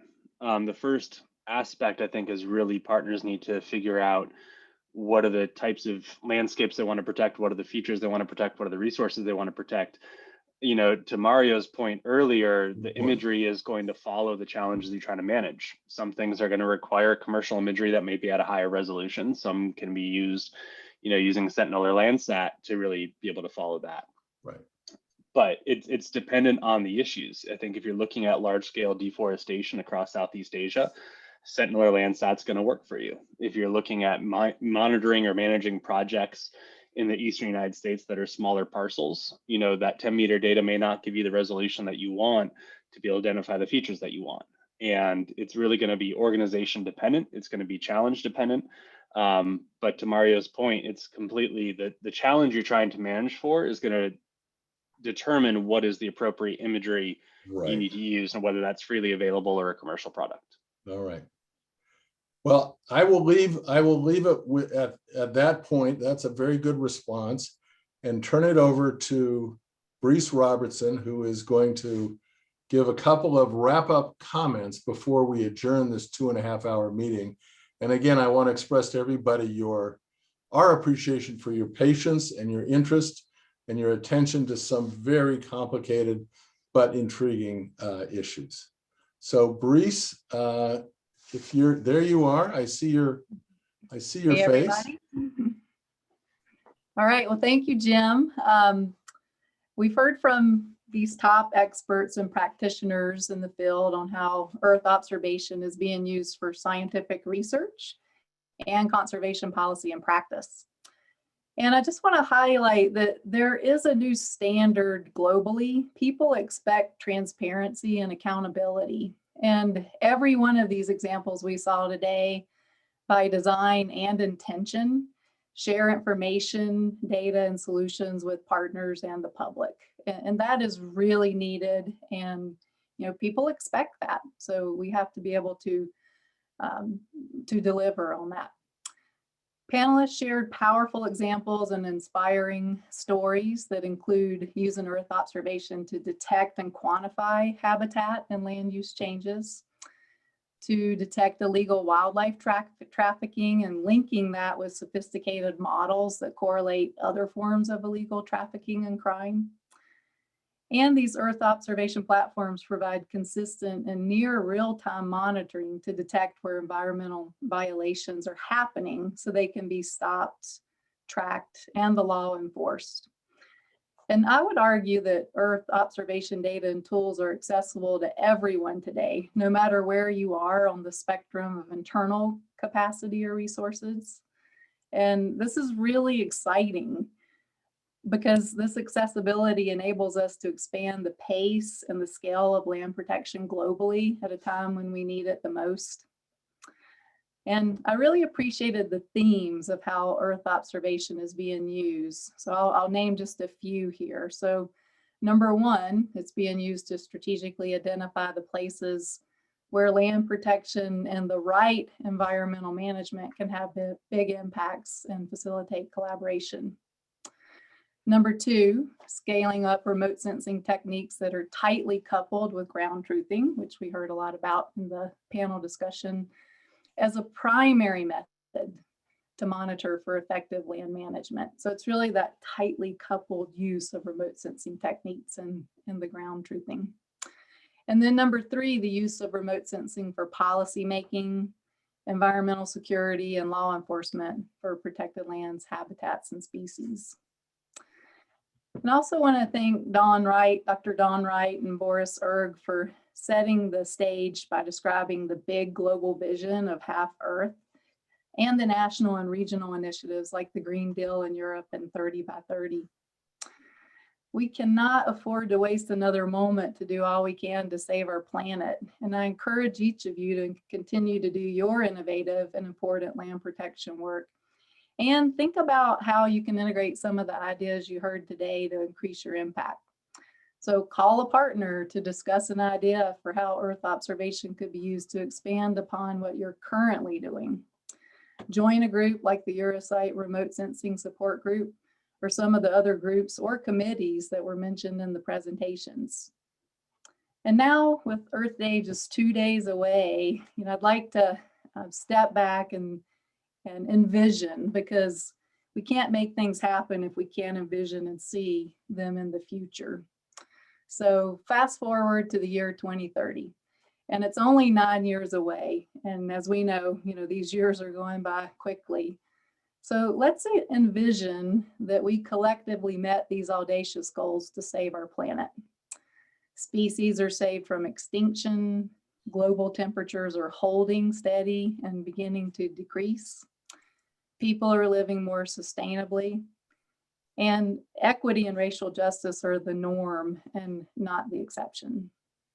And I know that we can achieve these goals together through collaboration, and Earth observation and geospatial technologies are going to be a really big part of this solution. So please join me in thanking these experts who presented today, and we hope you'll put these insights to use immediately. And happy Earth Day. Thank you, Brice, for that. Thank you to all of the panelists for all of your time and attention here today. Thank you for your thoughtfulness, for your insight. And I promise that we will be back with more of this in the near future. I want everyone to be aware of the fact that there will be an ILCN, ELCN Global Congress in Barcelona this December, and it will be open for attendance in person, if possible, and certainly online. So we hope to see you at many fora, including that one, in the near future. And I wish you all a good afternoon or a good evening. Thank you.